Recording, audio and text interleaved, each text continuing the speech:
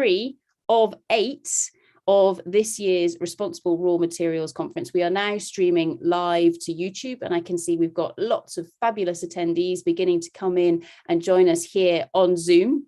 For those of you who are here with us yesterday and this morning, I hope you've had a lovely lunch since this morning's session. Please do feel free to continue to contribute using the chat. So if you are watching us on YouTube, please do feel free to pop all of your questions, comments, ideas, links into the chat box there, because we will be able to capture those comments and bring them into the main discussion. For those of you who have dialed in on Zoom, absolutely fantastic. Thank you very much for joining us. We also have the chat open and available for you here. So please do feel free to make use of all of that, and do share all of your comments and ideas through the chat and also the Q&A. So if you go into the Q&A, you'll see that Graham Mackenzie has already posted a fabulous question to us there. All of these questions, all of these ideas, as we go through the course of the next few hours, we'll be bringing them into our discussion that we will be having with our fantastic speakers, some of whom you can see with their cameras on at the moment in our main panelists area within this Zoom webinar. So yes, everything is being streamed live, be it to YouTube or be it to Zoom. We're leaving everything as open as possible just to try and remove any barriers to all of those discussions. We're doing this until the point where if and when somebody is naughty, so please don't be naughty, because if you're naughty, we're going to have to start removing all of those privileges. And if someone's really, really naughty, then we will kill the Zoom and we will send out new details to everybody who has registered. So just to let everybody know that we do have a backup plan. Okay, I spend some of my life being a risk manager, so therefore we need to have those backup plans just in case with regards to all of that. So what are we going to talk about today? Well, this afternoon session, so I'm based somewhere in the northeast of Scotland in a little off-grid hut. So it's the afternoon for me. I'm acutely aware that for some of you who might be dialing in from, so yesterday we had lots of people from the likes of Vancouver Island, for example. So it's quite early in the morning for you. I hope you've got your cups of coffee and tea available. So this session that we're going into now kicks off in a really awesome way. Now, last year, we brought together a team of people who didn't necessarily have much to do with the mining sector. And we spent a little bit of time just discussing with them, what do they think mining really is? And what do they think of it? What is their perspective of the mining sector? And we're going to start this afternoon session in exactly the same way. So I'm really pleased to see we've got JP with us already. And I know we've got another few people who are hopefully going to join us. If they don't, JP, we're going to have a lovely chat, which will just be glorious. And I'm sure you're up for that particular challenge. So we're going to start off with a little burst the bubble, and we call it burst the bubble because otherwise, as people who tend to work in this sector, despite the fact that this is probably one of the more diverse conferences in terms of people coming together, interacting, sharing their ideas, sharing their frustrations with one another as well, because we've got lots of people who perhaps have very different feelings and thoughts with regards to different aspects of the mining sector here. If we just speak to one another, then surprise, surprise, we're actually avoiding the vast majority of Earth population who don't work within the mining sector in any way. And so we need to think, or we need to hear outside of that particular bubble. So hence the title of that session. After the burst of the bubble session, we're then going to go across to some of our panelists, some of our speakers who you'll see featured here to hear, well, what did they think we've just heard? So there's a case of going to the likes of JP and saying, okay, JP, what do you think? And then making very sure that everyone has been listening very carefully to what JP is saying and saying, okay, as people who work within the sector, what did we just hear? What was surprising? What was interesting? Where is there opportunity with regards to this? So we'll go from burst the bubble into what did we just hear? What did we just learn? And then from that, we're then going to go to Kathryn Mccallum, who's dialing in from Ethiopia, which is absolutely fantastic on her hotel Wi-Fi, which I'm sure will be absolutely glorious for us. And we're going to take a slightly deeper look. She's like, maybe it's glorious, Sarah. That's maybe too nice a description for hotel Wi-Fi. We're going to take a bit of a deeper look into, okay, what did we just hear? And also some background ideas and opportunities that Kathryn and I have certainly been discussing over the last little while, which would be great. From Kathryn, we're then going to go to Andy Whitmore, who you can see that he is here. He's just turned off his camera briefly. And so we're going to hear Andy's perspectives with regards to the mining sector. And through the London Mining Network, there's some fantastic research that's been ongoing over, well, actually for many years now, hasn't it, Andy, which is absolutely brilliant. So we're going to bring that into the room. From Andy, we're then going to go all the way to Vancouver. So Liz Friel will be online, I'm sure, by that point in time, and she'll be able to come in and share some of the insights, some of the case studies, some of the stories that she's been collecting, working with a multitude of different mining organizations over the last little while. Liz also runs a really successful podcast as well. So she gets to interview all kinds of different people. And that's been running for, I guess, over a year now. So she's got a wealth of experience and stories to share with us. From Liz, we then come back to Europe. And Hertje, where are you at the moment? Because I suspect you're not in the Netherlands. I am in Ireland. You're in Ireland. See, there we go. So still Europe, but slightly further west. Excellent. So then we're going to hear from Hertje, who's based at the University College Dublin, hence the Irish bit. And then we're going to finish off with Alice England and Mark Bishop Lafleche from Anglo-Pacific Group, who are a royalties company. So we're kind of shifting slightly into a slightly different arena towards the end of the session, but that will be fantastic because Anglo-Pacific, as I mentioned, are a royalties company. They have in the past heavily invested in coal and have been moving out of coal into very much more renewable commodities over the last 8 years or so. And so that's something there where, from an investor's perspective, what can they be doing and what have they been doing with regards to really promote and enhance and support some of the really responsible aspects with regards to the sector as a whole. So as you can see, a really interesting lineup that we have with regards to this afternoon. Now, just before I invite the panelists who we've already got here to say a little bit of a hello before we go into the first session. So just a warning, we are going to do a quick whip around the room so that you can say hello to everybody, just to show you what's been going on online. So I know that I did this yesterday, but I'm just going to show you how things have updated overnight, because both Ludovine and Rose, with all of their helpers behind the scenes, so Ludovine's 2 cats, who I know have been cheering you on from the sidelines. Yeah, Ludovine's been very good at sending us pictures of her cats, to be honest, not necessarily helping, but they have been glorious in terms of I think, just keeping morale up, haven't they, Ludovine? So if you want to go and check out the website, okay, so here, of course, is the main webpage that we've got. We've got the schedule here for all of you to go and take a little look at with regards to all of that. And if you click on the abstracts can be found here button, that will take you into, actually, it's the same as the talks button. And what you've got here is we've been uploading everything for today's session. So if you click on where it says Andy Whitmore, for example, who I just introduced, Andy has been kind enough to send us through a little abstract. So here is Andy's abstract, along with a biography, etc. So if you want to get in contact with Andy, you can go and check that out there. Now, what you will notice is missing from this is Andy's video, and that's because he hasn't given his talk yet.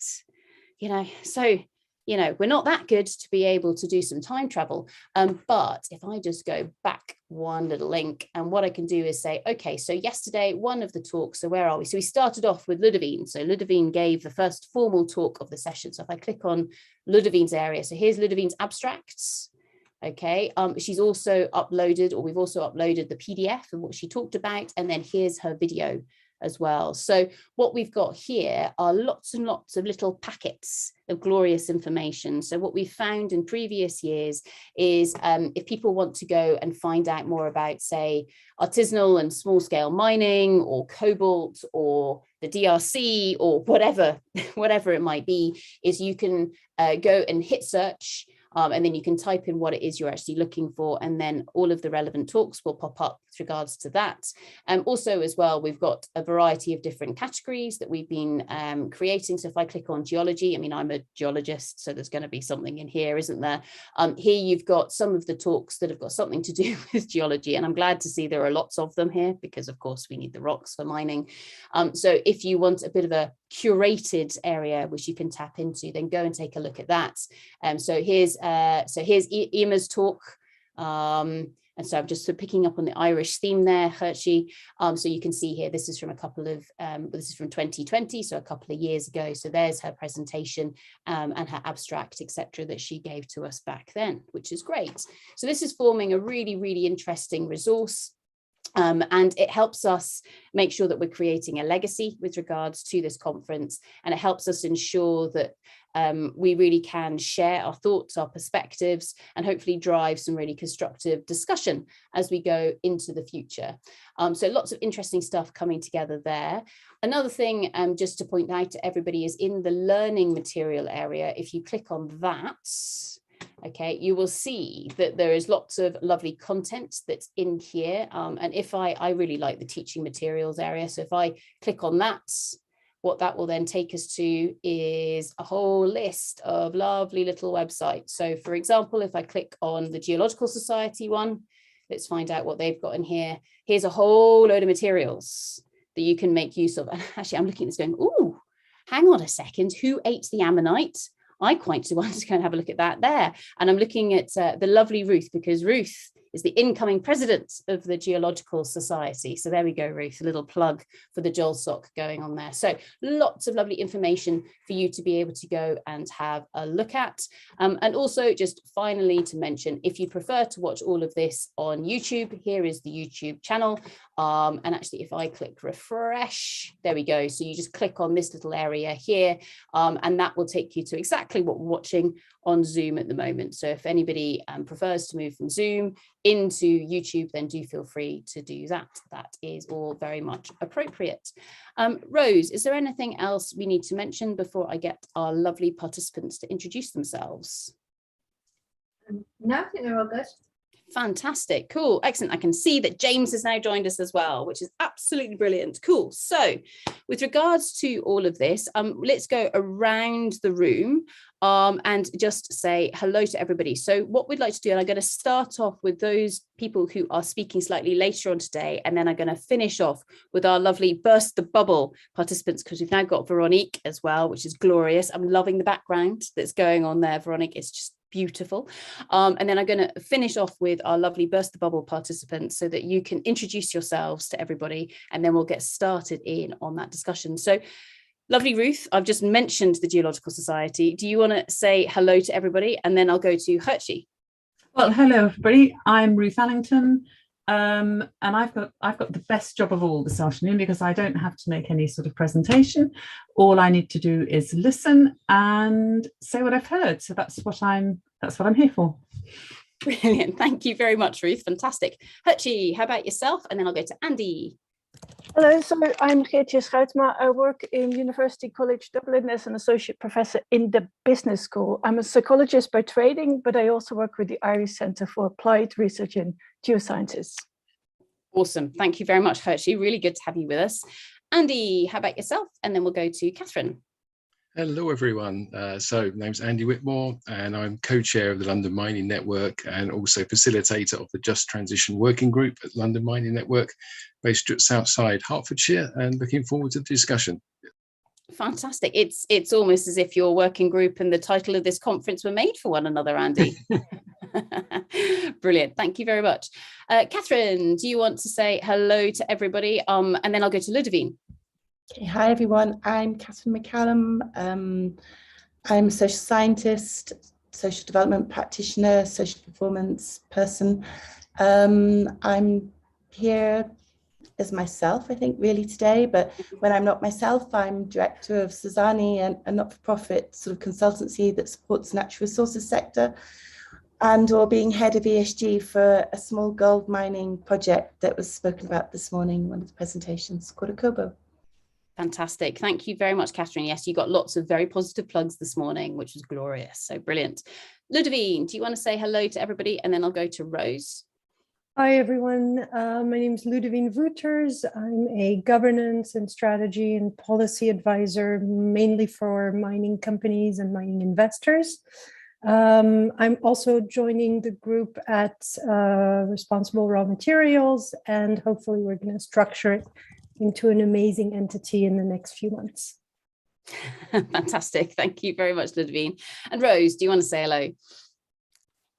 Sure, thanks. I'm definitely not speaking today. I'm one of the co-founders of Responsible Materials. I'm the one who sits in the background, getting very stressed, trying to make sure everything happens on time. So if I look like I'm distracted, it's because I probably am. But I do very much enjoy being here and listening to you all. So thank you. Fantastic. Thank you very much, Rose, which then takes us on to the three wonderful people who are joining us for our Burst the Bubble session. So Ludovine, I know that you're in charge of recording everything. I'm going to start the Burst the Bubble session now, if I may, because we're going to start off by working our way through our three fantastic individuals who have, I was going to say volunteered. I think you were quite forcibly asked to come and join us here today. Veronique's going, no, not at all. But perhaps if we just work through the three of you, and if you want to just introduce yourselves, what do you do? And then I will work my way through those questions that we have for you. So AP, would you like to start off with yourself? And so what's your name and where do you come from and what do you do? Hey, hello, my name is Juan Pablo Astolfo, JP. I am from Argentina and I'm living in London for the last 2 years. My background is in public policy. I worked for the Buenos Aires city government for many years, and I'm working for the Greater London Authority in economic development. Fantastic. Thank you very much, JP. Really, really good to have you with us. James, shall we come to your lovely self next, and then we'll go to Veronique. So I'm James. Am I on?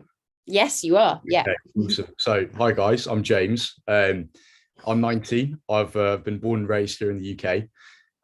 Currently, I'm kind of working as like an entrepreneur / events manager. Currently working in a nightclub in Tunbridge Wells and a waiter at the Ivy Asia Chelsea. So yeah. Fantastic. You're a good man to know, James. Fantastic, brilliant. Thank you very much for that. And Veronique, how about yourself? Hiya, my name is Veronique Mccallum. I work at the London School of Economics. I'm their business continuity manager. Before that, I've had quite a varied career, always in admin through sort of public and also through private bodies as well. Have no connection to mining, I have to say. Although it might come up later in the conversation, when I was a teenager, my family did emigrate to South Africa. So there we go. That's me. Brilliant. Thank you very much for that, Veronique. So actually, well, let's kick off and start with yourself, Veronique. So having grown up a lot in South Africa, and don't worry, everyone's being spotlit at the moment. So having grown up a little bit in South Africa, I suspect that when somebody says the words mining to you, something quite specific comes to your mind. So when I say the word mining, what comes to mind? And then James, I'll come to you next, and then AP, I'll come on to yourself. What comes to my mind is the slag heaps outside of Johannesburg when I was a child and we used to drive in. What also comes to mind is exploitation of poor people. Very much so, the hundreds of thousands of lives, particularly in South Africa, that were lost through mining, both gold and diamonds. My father worked for Highveld Steel and Vanadium. So I can remember as a kid, particularly in the summer, in the evenings, we might occasionally drive past it and it looked like something out of Dante's Inferno because it was lit up with orange lights, and then quite often you would have bushfires going on, and it just looked like the lower circle of, circle of hell, quite frankly. So yeah. I have a very sort of specific connotation. It's also slightly kind of also flavoured by the fact that I am actually originally from the Lake District. And I can remember as a child sort of being driven around and seeing these horrendous scars on the landscape from open cast mining as well. So yes, you're right. I have a very specific view of it. But it's a very powerful image that you have there in your mind. Thanks for that, Veronique. James, I know that you're taking a sip of your tea, but what comes to mind when somebody says mining to you? And then we'll go to JP. So It's kind of like a very similar vibe. So my kind of generation, the way that we kind of see mining, especially with resources, is just outright bad, you know. But I feel like people don't really do the deeper thinking about the topic simply because it's become so heavily politicized. You know, it's kind of like any mining for non-renewable resources is automatically bad, but at the same time, it's a vital part and cog in a machine, which is, you know, our society. And, you know, they don't necessarily think of the consequences that we would encounter if, you know, we just went straight to no mining or anything like that. So I feel like, you know, I don't have a lot of knowledge on the topic, but I think the reality is it's a lot more balanced than we like to admit. And I think, you know, with the right attitudes and the right changes, things can become a lot more responsible. So, yeah. Fantastic. Thank you for that, James. And JP, how about yourself? Well, I am from Argentina, and the feeling over there I had about mining is basically like the contrast between something that we feel is underdeveloped in our country, that we have a big potential for, but at the same time, the problems with the impact. And immediately comes the image or the argument about water and problems related with water, and also with native population, with the people living from pre-colonization times, and arguments related with their lands and their right to their lands, and relationship with big international corporations and all those kind of tensions. So the opportunity for development, natural resource, and tensions between the land and the people of the. Fantastic. Thank you very much for that, JP. So, okay, so we've heard your initial thoughts with regards to this. Now, I have a feeling that I know what your answers are going to be to this next question, but as we found last year, sometimes the simplest questions are perhaps the most powerful. James, I'm going to come to you first. In your opinion, is mining good or bad? And then Veronique, I'll come to yourself. Oh boy. It's not really like a definitive answer, you know. It's kind of like a necessary evil. That's kind of the way that I see it to a certain extent. It's really tricky, you know, like because there are two sides to the argument, right? So the way that I see it, you've got big companies, you've got conglomerates, you've got companies like Apple, you've got companies like Tesla. And essentially, the entire business model is based off making the old model of tech redundant and then pushing consumers towards buying the latest model and upgrading and all of this kind of stuff. Now, the thing is, this progression is linear. You know, we don't like to think it's linear, but it really is. Because the point is, if we're not reusing the tech that we've already produced, right, that's just going into landfill. I'm not knowledgeable enough to tell you where that's going, and I won't pretend like I am. But the point is, I think that we should be reusing tech instead of trying to, you know, mine for more precious earths and stuff like that. And in fact, that's what my company's about. It's kind of about taking old things and then reusing them. So I think that's one side of the argument, right? And under that light, mining is bad. But under the other light, right, it's kind of like, okay, but to a certain extent, we live lives of luxury. Most, you know, this is a general assumption, but in the Western world, we do. And in fact, the reason we can live these lives of luxury is because we do mine for resources and stuff like this. And, you know, it's used to create different products and services. And a lot of us aren't prepared to sacrifice the lives that we live purely because we've gotten comfortable with it. So on that side, you know, given that most people don't want to go back to the Stone Age, you know, we will have to keep mining, and we will have to try and find a way to mitigate the negative consequences and at the same time increase the positives. So, yeah. Fantastic. Thanks, James. And by the way, you're getting some very positive comments coming through in chat. So brilliant. Veronique, how about yourself? And then we'll go to JP. I think that James actually said it right. It is a necessary evil. You know, I've got a smartphone, copper, manganese, you know, cobalt. They're in my phone. I'm wearing a golden diamond ring. You know, I'm speaking on a laptop. I'm looking out of my window out to sea, and there is a wind farm out there which will be built with materials that were mined. It is a necessary evil. But I think the way that certainly the perception that I get of the way that we have been pursuing mining and are doing it at the moment needs to change. Otherwise, it is a bad thing. Okay, thank you very much for that, Veronique. And JP, how about yourself? Well, I don't think it's good or bad. I think it's a way of extracting a non-renewable resource, and technology is a blessing for humankind. It's something that we can use. It's a force of good, and I don't think it's something necessarily evil. It's what we do with it, and definitely sometimes the lives of luxury that we live are kind of an excess. So maybe we need to use a cell phone, but do we need to change to iPhone 13, 14, 15, etc.? Is that a need, or what do we do it? So it's not all. Also, it's not the problem with the mining, but also with the business models we build on top of these technologies and the lives and the way we live our lives and we consume. So yeah, it's not necessarily bad. Fantastic, thank you, JP. So a question to all of you, and you can give me a thumbs up or a thumbs down. So thumbs up if any of you have ever knowingly been to a mine site. So all of kind of. Yeah, on you go, Veronique. Well, you got to remember, my dad worked for High-Fort Steel and Vanadium. I had friends who lived in Botswana who worked at the mines in Dreneng.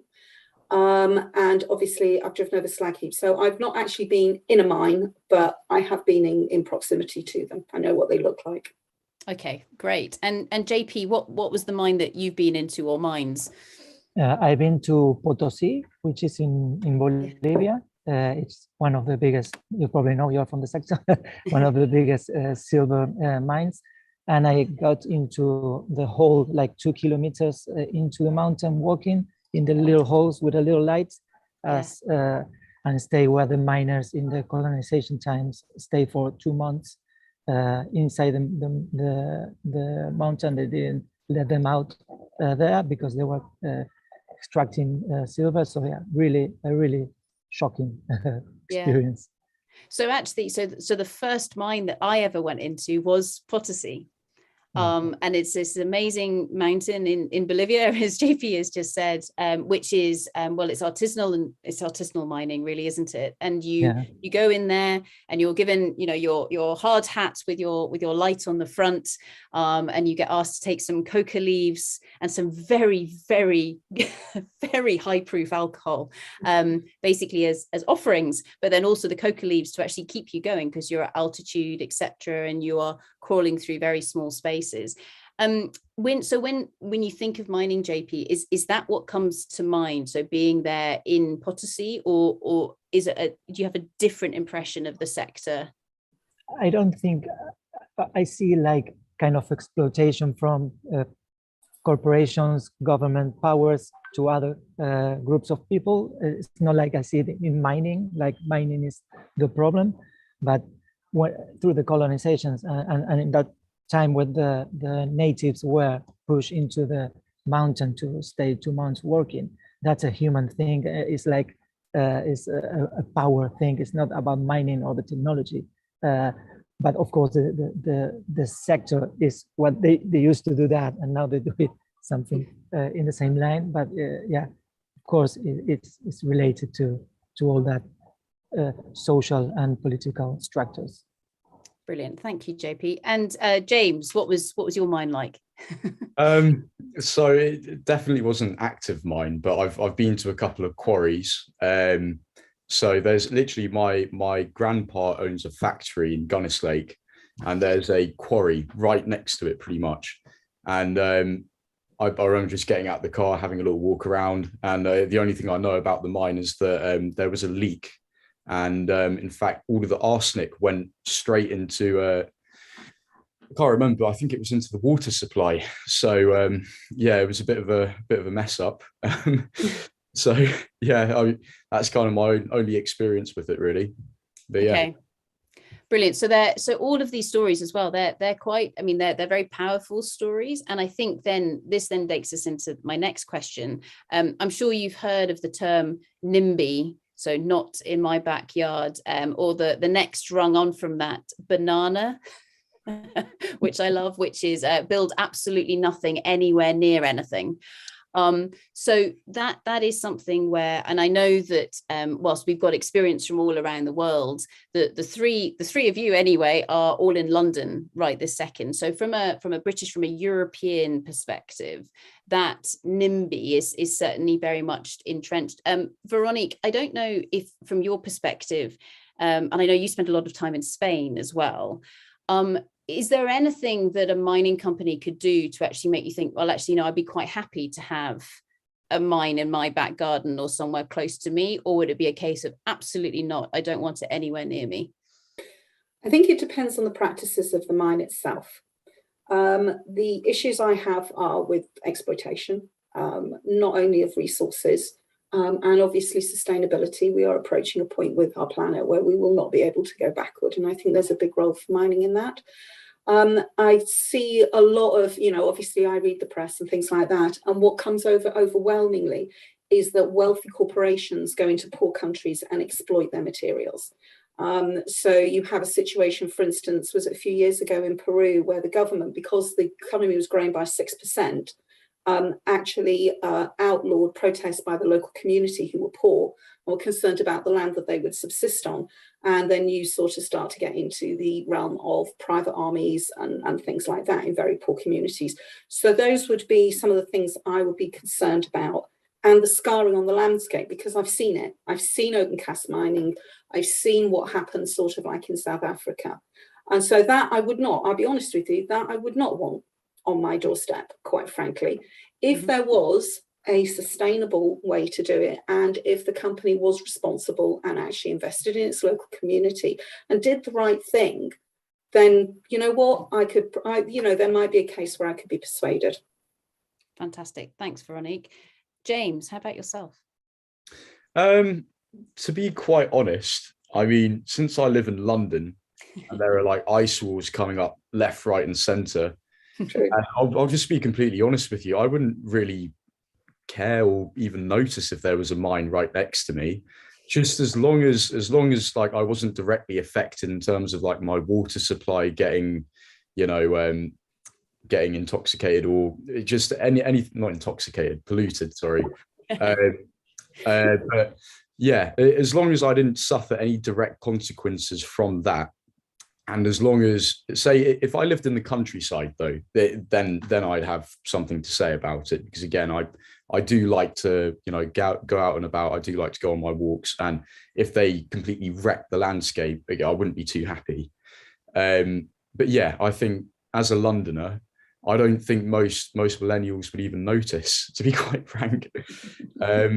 But yeah, that's another really interesting thing, which I know it's a little bit off topic, but I feel like most people are kind of so against this sort of thing, almost because they want to embody that they want to be on the right side of politics almost. And it's kind of like they get behind this to sort of say to other people, oh, look at me, I'm so morally virtuous, to a certain degree, when in reality, like, they're not actually that passionate about it. And it's something really interesting that I see. And it's something which I see which divides a lot of us in terms of like the political spectrum. And it's something that we need to face in order to get over these problems. But yeah. So just to pick up on that then, James, so with regards to perhaps some of the trends of what people find themselves supporting, etc., where do you think mining sits in that? Do you think, but yeah, I'll just let you answer that. Where do you think mining sits? So I mean, again, like most people my age, we're kind of like, Extinction Rebellion, all of that kind of stuff. People were fighting for the cause, but I'll be completely honest with you, most people were going to the protest simply to skip school. You know, it wasn't really, and you know, that doesn't speak for everyone. There are some environmentalists in my age group who are truly passionate about it and do truly want to make a change. But I feel like it's their actions are kind of ineffective or inefficient simply because they don't know enough about the topic, and they aren't talking to professionals or people, experts in the industry, and we're not actually coming to any, you know, definitive, conclusive solutions to the problems that people might be identifying. It's just so political that it's black and white, you know. It's we either do this or we don't do this. It's not how can we find a middle way, and it's for me it's always the middle way most of the time that's the right solution. So yeah. Thank you for that, James. JP, what do you think? Yeah, so about the NIMBY situation, and to be honest, in Argentina, the opposition to mining and to mining activities is mainly from environmental groups and people that maybe have an understanding of what is going on and what are the impacts of these activities, and sometimes people that oppose to the business model of selling or giving these places to foreigner companies to extract the materials. But then what you find nowadays, or I've heard from friends that have visited towns that are that live out of mining activities, is that people are really happy because mining companies pay really good wages to them. And I've been told, it's not my experience, but I've been told it's kind of a pact of silence in the town. So you get into town and nobody would say nothing bad about the mining company because everybody is on the payroll somehow. And or they either win or work for them or indirectly benefit from the activity. So I don't know if it's good or bad, but people over there just live of mining activities, so I'm not that opposed to the activity happening, and more like environmental, and people from big cities or people informed are opposed to the economic side or environmental side of the thing. Great, thanks for that. Thanks for that, JP. And I'm loving that whole concept of the code of silence because everybody's got something to gain. And I don't know, Veronique, going back to your days in South Africa, do you think there was there a code of silence? Oh, like an omerta.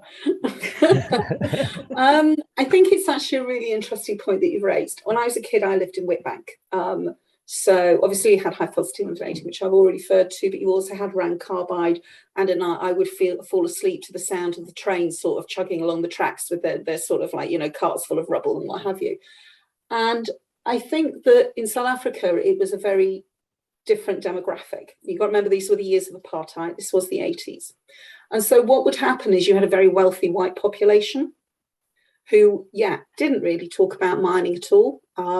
They would talk about their swimming pools and who was having a swinging party next door and how shocking and scandalous it all was and all the rest of it, you know, all the stuff that expats talk about. And they did very, very nicely off it. They went to their golf clubs and they had their sort of like, you know, clubs where they get drunk and play cricket and all the rest of it. But then you had 10,000 workers who were black and who lived in shanty towns. And I know this because when I was a kid, I ended up being a cub reporter, believe it, of all things. And I went out for the day with the police and I was taken to the nearby township that supplied the workers for these places. And they lived in abject poverty. So I think it's kind of a very interesting kind of analogy to draw. And yes, you are right, JP. There is a code of silence amongst the people who are doing very well out of it. But I think it's a very different matter for the people who are doing less well out of it. And that's kind of probably one of the issues, probably one of the reasons why I have such strong opinions about it, to be honest. Thanks for that, Veronique. And I guess we're building on what you're saying there. So the title of the conference that we're running this week is all about the just transition. Now, the just transition means something different to everybody, I think. So, Veronique, what does the just energy transition mean to you? And then, JP, I'll come to you next. How do you mean in terms of like justice or? Yeah, so if somebody says to you, we're talking about the just transition today. What comes to mind? And this builds on a talk that we heard yesterday, where Emily had actually gone to some of the people in her bubble and said just transition, and some people had given very eloquent answers, and other people had talked about the transitions in triathlons, for example. So it means something very different to different people. I'm not sure it means anything, honestly. I think we live in a world of spin and propaganda. And I think that people say all sorts of things and they come up with all sorts of phrases and they don't actually mean anything. And so I'm of the age now where I actually want to see transition and change. I'm not interested in hearing about it. Just do it. Show me. Don't tell me. Show me. Okay, excellent. We'll come back to that. JP, what does the just transition mean to you? And then James, will come to yourself. Well, it's a term I have come across a lot in the last years. And yeah, I think going into a greener economy, if it is happening, it's going to be over the course of decades. And we are changing the relationships between people and companies and governments and activities. And in that process, over the course of time, we have two situations. One is people that have a standard of living or a way of living now, and what they are going to be in the future, and people that are not living well now, if there is a possibility for them to be better in the future. And just a memory about this, a comment, because talking here in London, people talk about, okay, we need to stop flying to, for example, to Argentina because it's polluting the environment. But my immediate thought was, okay, no, don't stop, because we need the currency, we need foreign money in order to buy, to develop our country. So if you stop traveling because you want to save the world, we are going to starve in Argentina. So this kind of balances of this transition, I think, is what we are addressing with a just transition. Great, thank you for that, JP. James, how about yourself? So for me, there are kind of like two sides to this. So like this is a very hot topic for again, like my kind of age group. And I feel like most people kind of focus on one aspect of it, which is, you know, what we can do personally, individually, to try and make a difference. And the theory is, if we all try and make a difference in our own personal lives, then that all adds up. Now, this is only one side of the story, unfortunately. In fact, the other side is that, you know, you've got all of these different incentives, this web of incentives between companies, governments, and all of these other things. And the issue is because at the end of the day, it's money that's the problem. You know, it's the fact that people are going to, like you said, there's a code of silence, and it's purely because a lot of our success and a lot of what we want in life, our ticket to what we want is money. And the point is, people see the money and they lose all of their rationality.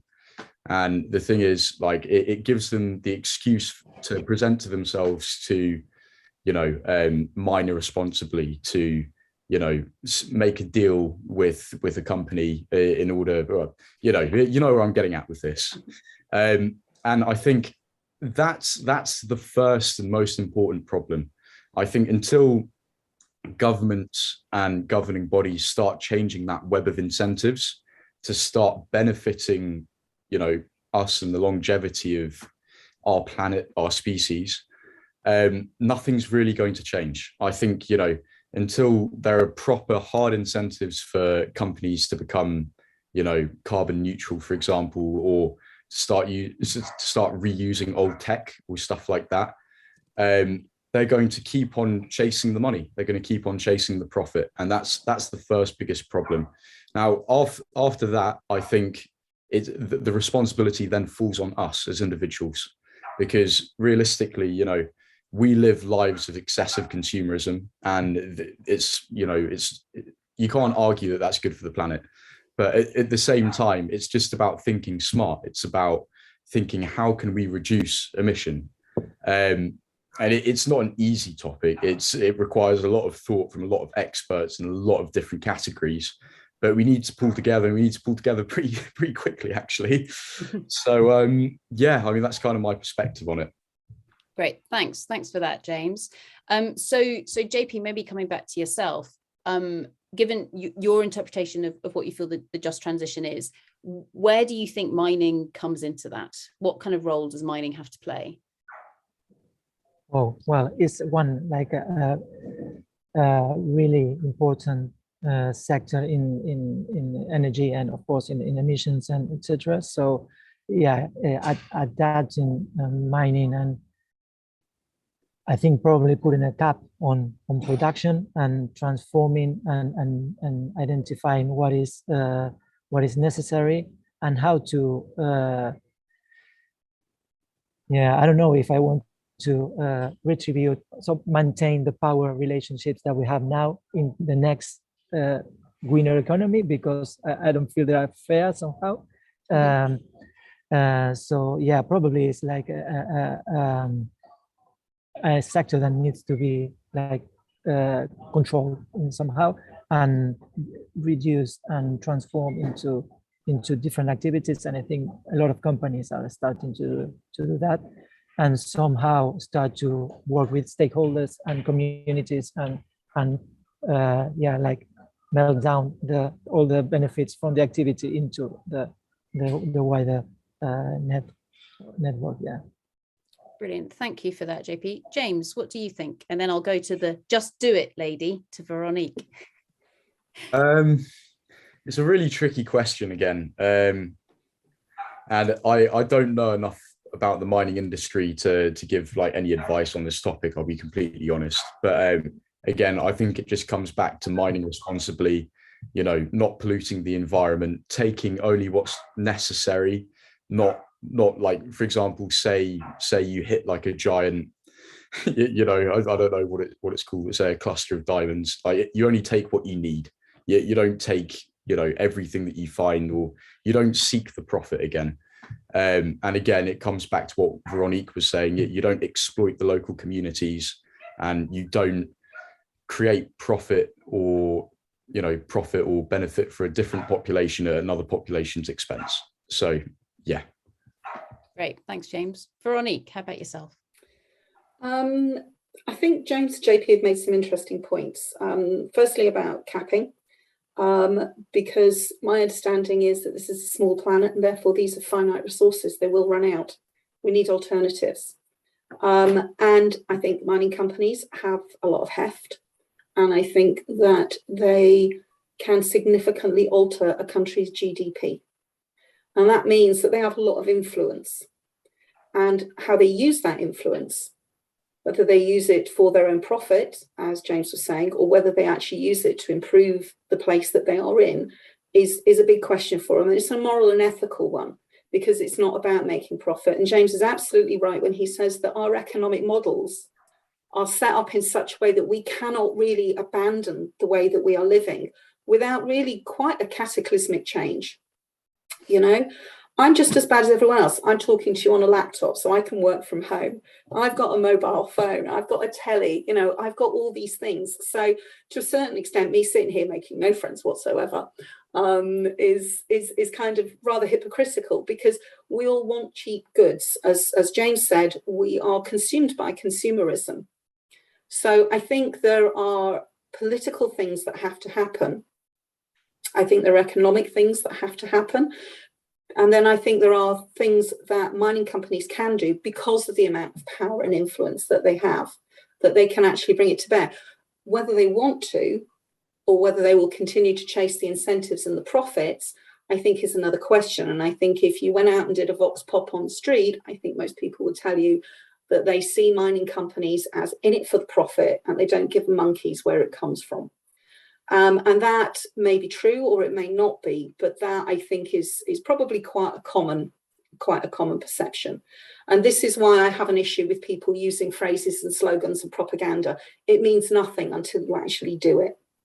Anyone, you know, I can come up with a nice slogan that would sound amazing, but if I don't do anything about it, then it's just words, you know. And so I think actually, to use probably a phrase that maybe is slightly maladapted to this, I think they have to put their money where their mouth is. Mm-hmm. Great, thank you, Veronique. I've got 2 more questions for all of you, and the first one I will apologize in advance. It is a horrible question, and you can certainly pass on this if you really want to. Okay, we've been asking a number of people this question over the course of the past week, and also building up to this event, and it's been creating a bit of a stir. So cobalt is one of those materials that we need in things like our mobile phones, in batteries, etc. The vast majority of the world's cobalt currently comes from the Democratic Republic of Congo, and some of that is mined by 9-year-olds.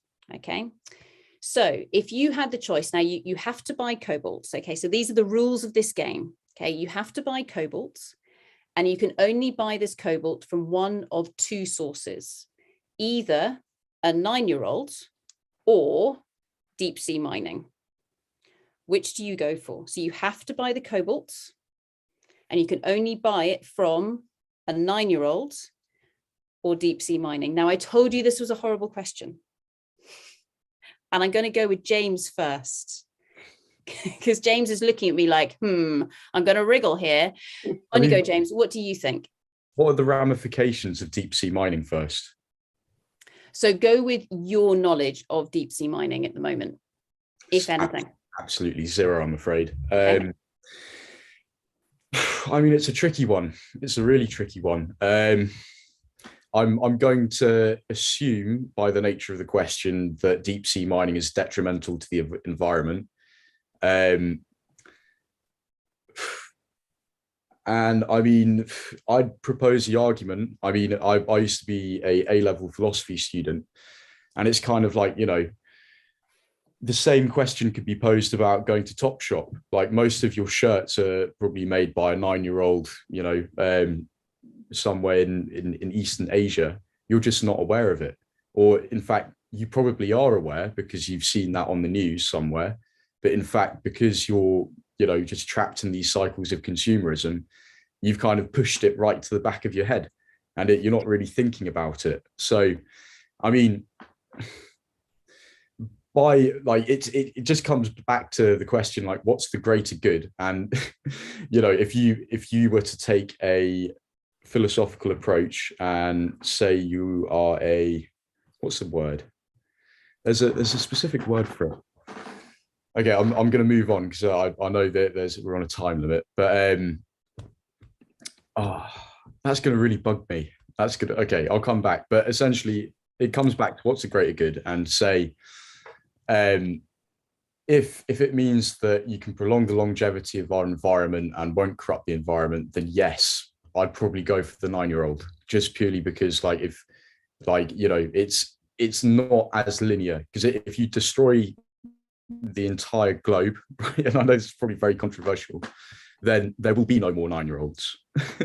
But, you know, it doesn't make either of them a very favorable choice. And yeah, probably shouldn't have answered the question because I might get cancelled for it, but we'll see. No, brilliant. Thank you very much for that, James, because this is a horrible question. So my apologies for asking it. And everybody can pass on it. But James, thank you so much for taking us through your thinking with regards to that. And you can see how uncomfortable it makes us all feel. JP, how about yourself? Well, the idealist way of solving this question would be not needing to buy the mineral, saying, I don't know, solving that part, but I understand that this is, and sometimes when you are in government or you have to make decisions, and also in companies, or big companies, or etc. And so you have to decide one or the other. And I think the solution is you can take either of the two, but the point is, as Veronique said, not what you decide of the two, but what you are doing to change it. So you may go for, okay, I go for the 9-year-old, but I'm working to transform this situation in this way, you know, or I'm going for the sea mining, but I know that in 10 years with this plan in place, this is not going to happen. So if you have to choose a bad thing to do, you have to also find a way to get out of the trap. And I think that's what I would say. I would go for either or half and half, but always with a plan to how to stop doing it. Great. Thank you very much for that, JP. And Veronique, how about yourself? I think they're both abhorrent options, and I'd rather go without a mobile phone. Cool. I really would. Simple. Unless you want me to really, if you really sort of saying, no, that's not the rules of the game, but I would actually just say I don't want a mobile phone ever again. I'm fine. Okay, excellent. You can take that option. That's brilliant. Thank you. And thank you all of you for having the guts and the courage, to be honest, to go near that. Because again, in this world, and as you were saying, James, earlier on, it can be very difficult to actually work through some of these really difficult conversations, especially in public, like we're doing at the moment, because we know that neither is the right answer, especially when we're saying this out there in the world. So final question. Sorry, on you go, James. Well, firstly, I didn't know there was a third option. I always try for a third option, even if there's not one, James. It's just I can't help myself. Sarah knows this. Try to trick me into that one, Sarah. Secondly, it was utilitarianism. Whoever posted that in the chat, well done. Full marks to you. Yeah, I'm kicking myself for not thinking of it, but yeah. Brilliant. No, thank you very much for that, James. So final question before we wrap up. So if you listening into this very intently, you've got a range of people. You've got people who work for mining companies. You've got investors who invest in mining companies. You have members of government who write all the policy with regards to all of this. You've got people who work for anti-mining groups as well. So we've got people who come at the mining sector from very different angles, including people who design the batteries, etc. So what kind of technology do we need, and people who design recycling processes as well. What final message would you like to leave all of these people with? Do you have a final message, a final request perhaps to send to the mining sector as a whole? Veronique, what do you think? And then we'll go to JP. I think I would say to mining corporations, you have a huge amount of heft and power and influence. You should use it properly and for the good of people, because what you're doing, you're arguing that mining is necessary for the good of people. So make it for the good of everybody. Brilliant. Thank you. JP, how about yourself? And then we'll finish with James. Yes, in the same line, it's like you can do a lot of money to helping people and caring about the environment. That's at this time of history, one thing doesn't exclude the other. So you can make a massive amount of money, and you can care about the people and the planet. And it's not about because another thing of this last couple of years is putting the pressure in the consumer and saying you don't use a cell phone, so that you now feel responsible for all this massive problem, and also is who is in the position to change this? Big companies, governments, and we can be a part of that movement, but it's not our fault.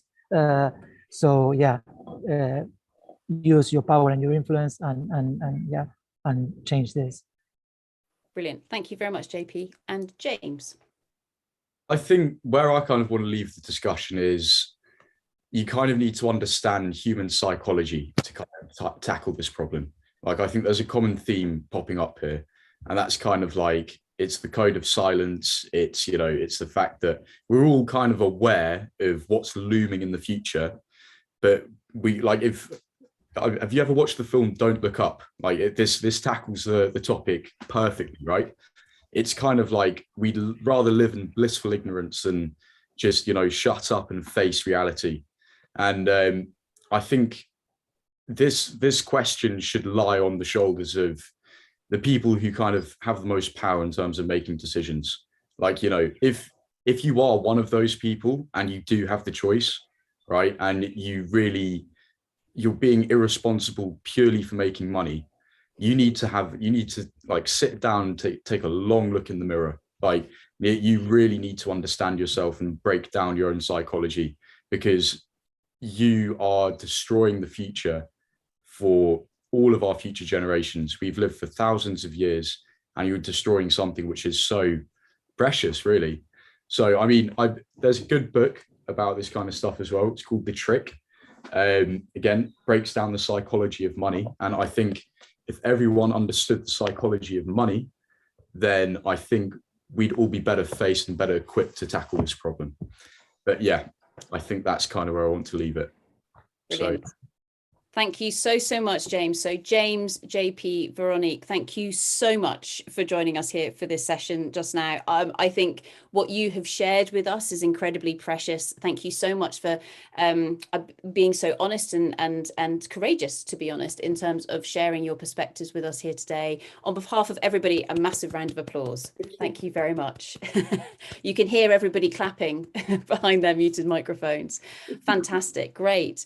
So what we're going to do now is, all of you, if you please do feel free to stay with us, okay, because we do, this is something that's going to continue on. And throughout the course of the next few hours, we're going to be building on everything that you have shared with us. So if you can stay, please do. Don't feel like we've trapped you, though, because otherwise we may well come back and keep asking you questions and say, what do you think about this?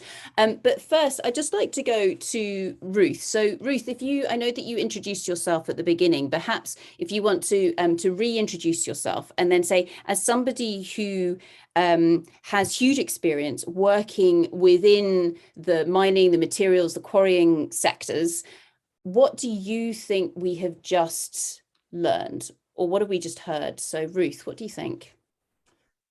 Yeah, just to put myself in a context, I've spent about 40 years designing open pits, so mines and quarries, open pit mines and quarries, and seeking to make them into responsible entities. And particularly recently in my career, I've spent a lot of time working with communities affected by mining, and sometimes acting in the role of mediator and facilitator to help the sides as they the different communities, the different stakeholders, to hear and see each other. So what have I'm also a professional mediator, so I do a lot of that these days too, in all kinds of different contexts. I'd just like to say what an amazing conversation that was. I thought the level of as the words I heard you mention, Sarah, were exactly the ones I got in my mind: of courage, honesty, real thoughtfulness. I was really struck early on by the clear understanding of our three burst the bubblers, of the need for minerals and the complexity of the moral issues, what affects society, what affects individuals, the psychology, the power imbalances that came through really clearly. And I love the way it built to a place of real simplicity and clarity. And I'm going to paraphrase what I heard JP say. It's the way I wrote it down. If you can get rich responsibly, please do it. Or maybe you can get rich responsibly, so please do it. And that's very similar to what Veronique had said early on. Don't tell me about it. I don't want to hear jargon. Just show me. And we had really powerful first-hand experiences from each of the panelists about their perceptions based, of how people behave, the sort of polarity of the argument, which is really unhelpful and difficult to break down, the web of incentives, which is incredibly difficult to unravel, the greater responsibility of those with more power, and yet the difficulties of those people making changes. I mean, I could go on for ages, and I see that we've got not much time, but I'd really like to say thank you for being for giving us that, to all three of you. It was really thought-provoking, and just put the issues before us in a very different way. And I loved it. The 9-year-old question, it's an absolutely agonizing question, and I really liked the way that James brought in the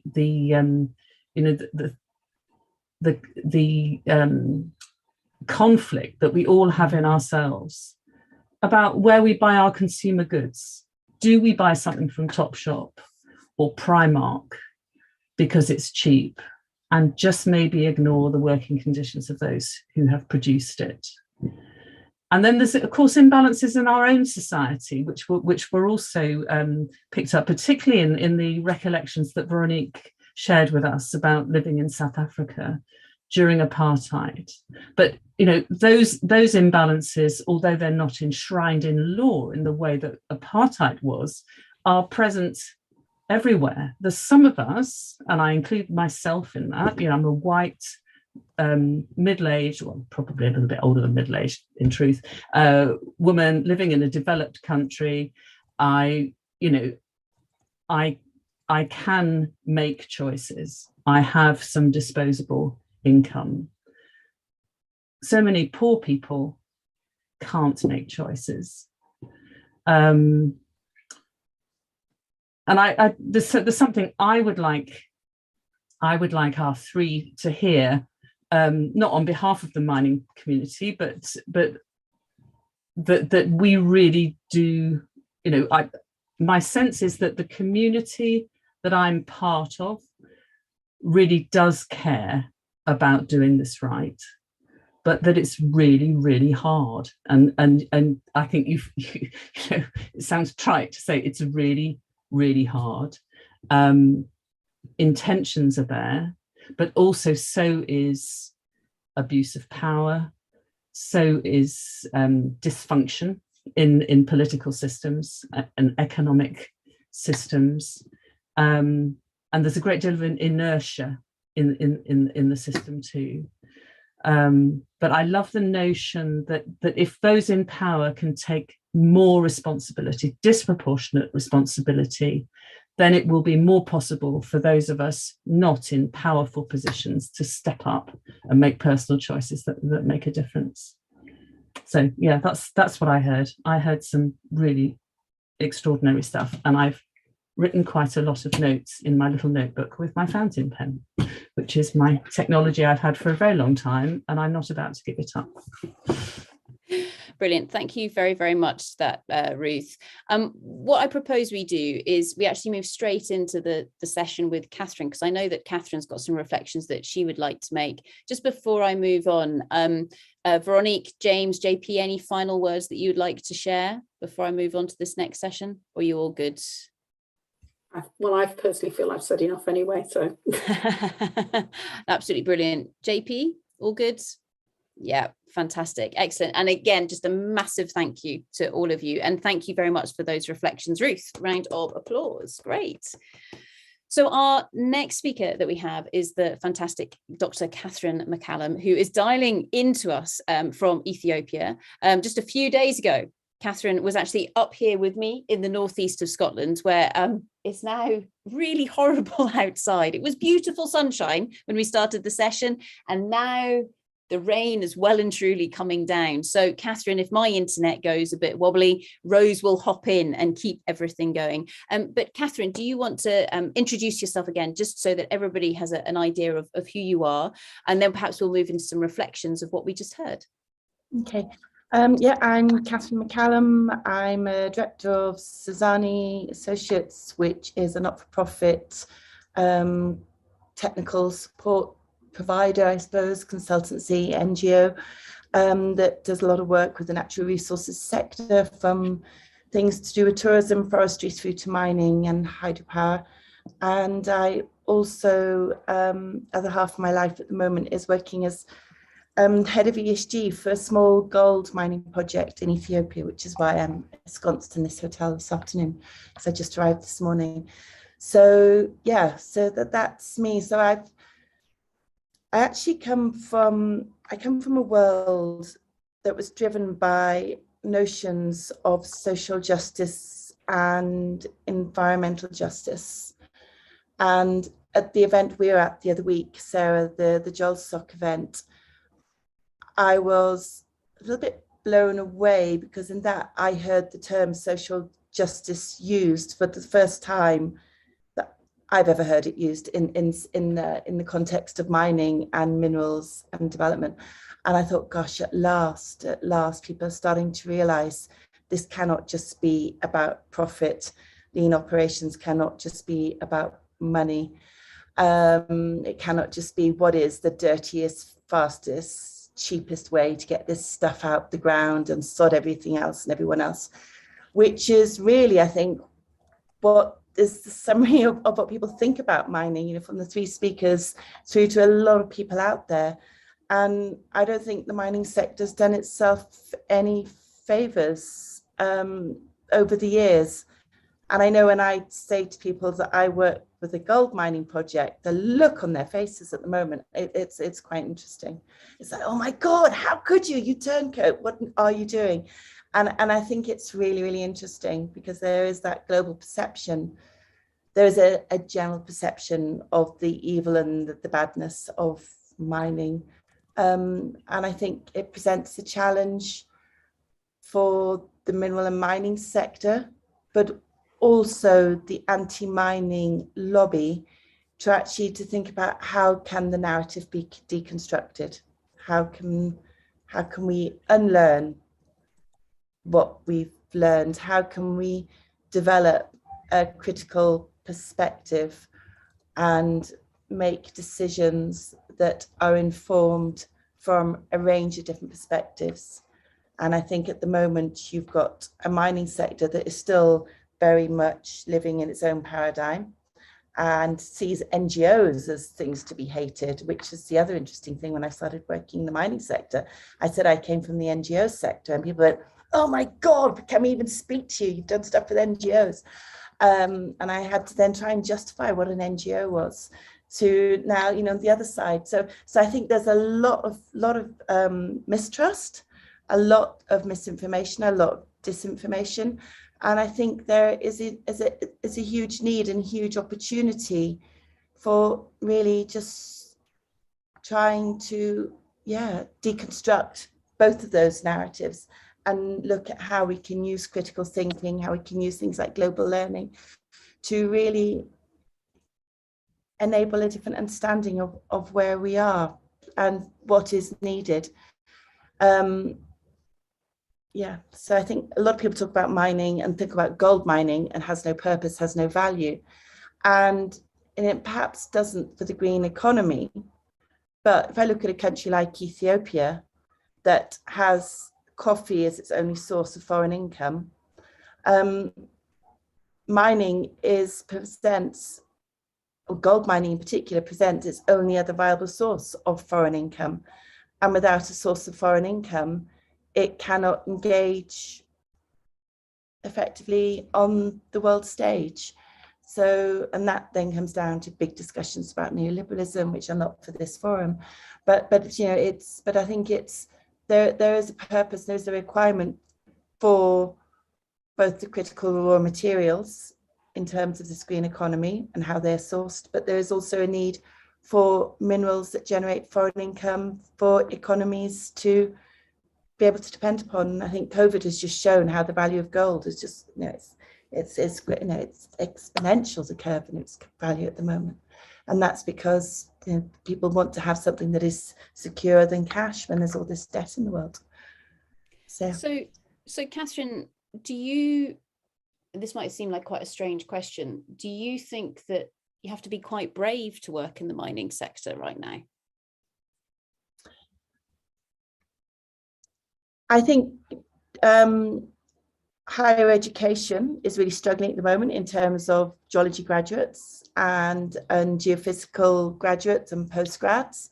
And I think there is an acknowledgement that has been seen as what was once a go-to course for interest for rocks. It's now a not go-to course because it's associated with the evil world of mining. So I think, there does need to be courage on some levels, but I see it also as a challenge. I mean, not all mining companies are bad. unfortunately, that old adage of, one rotten apple ruins the barrel is out there. And, and as we spoke, I think it was in 2020 that we first started talking about them, but I won't call them our friends, but, Rio Tinto, not really a friend of mine at all. I don't know them, but the likes of Rio Tinto haven't done the mining sector any good because of their just abuse of people's values and thinking that their need is greater than Indigenous cultural values in relation to a natural resource. So I think those actions, every time something like that happens, I think it sets us back 10, 15 steps, and we have to start again. I see a lot of good coming out in terms of the technology. There are projects like the research project I worked on, the Horizon Research Project, in fact, did some wonderful things in terms of looking at what needs to happen in a European perspective for minerals and mining and exploration to be environmentally and socially acceptable. And I think open cast, as it was referred to, but open pit mining, as they say in the trade, which I had to learn. So I came into the sector calling it open cast mining as well. But the cast, the pits, what have you. I think it's that's the end of that type of mining. I think it's got to be more focused. Technology needs to be there to look at how you can create as small an impact as possible to get things out of the ground in a socially and environmentally acceptable way. And so there's a wonderful challenge there. And one of the speakers at the JOLSOC event said, there's a wonderful challenge out there for some of the, for the brains and the geophysicists and mining engineers and geologists to come up with some really innovative ways of how to extract ore in an acceptable way. And that should be exciting. So I think, but how do you share that is exciting? How do you share that there is an opportunity, an exciting opportunity? How do you encourage the next generation of geologists to actually engage in that challenge without them being scared of being, viled as evil and. And I think that there's probably quite a lot of us here on the call who are thinking, yes. So where do we sit with regards to all of that? So Catherine, in terms of the change that's going on at the moment, so investors, owners of these mines, for example, are perhaps used and perhaps even measure themselves with regards to the rate of return that they have on, certain amounts of capital invested. Now, my perception is that the cost of building a mine, etc., is going up because actually the range of activities that are absolutely vital with regards to this, not least because they allow you to build and maintain that social license to operate, etc., is there. What's your perspective on whether, I've heard, can you build a cheap mine anymore? What are your thoughts around about that? Well, how do you define cheap? Are you looking at the actual capital that's required to develop and build the mine, or are you looking at the rate of return against the asset? And so if something is worth a lot, how much profit do we need to make? We did at the end of the day, and I think that's a really good question for mining companies. How much profit do you actually need? Are you ever going to truly embrace the triple bottom line? Are you ever going to look at that need, of balancing sort of finance, social requirements and environmental requirements? Are you ever going to sort of buy into the notion that, nature has a right? Some governments are. There's quite a big sort of movement at the moment. India has just passed a law that nature has a right. It's been passed in other countries as well. There's a bit of a groundswell of movement out there of, the rights of nature to evolve, to regenerate. And this first came about 40 years ago, but where are we now? So I think it's about how much profit. The cost of a cheap mine, what does cheap mean?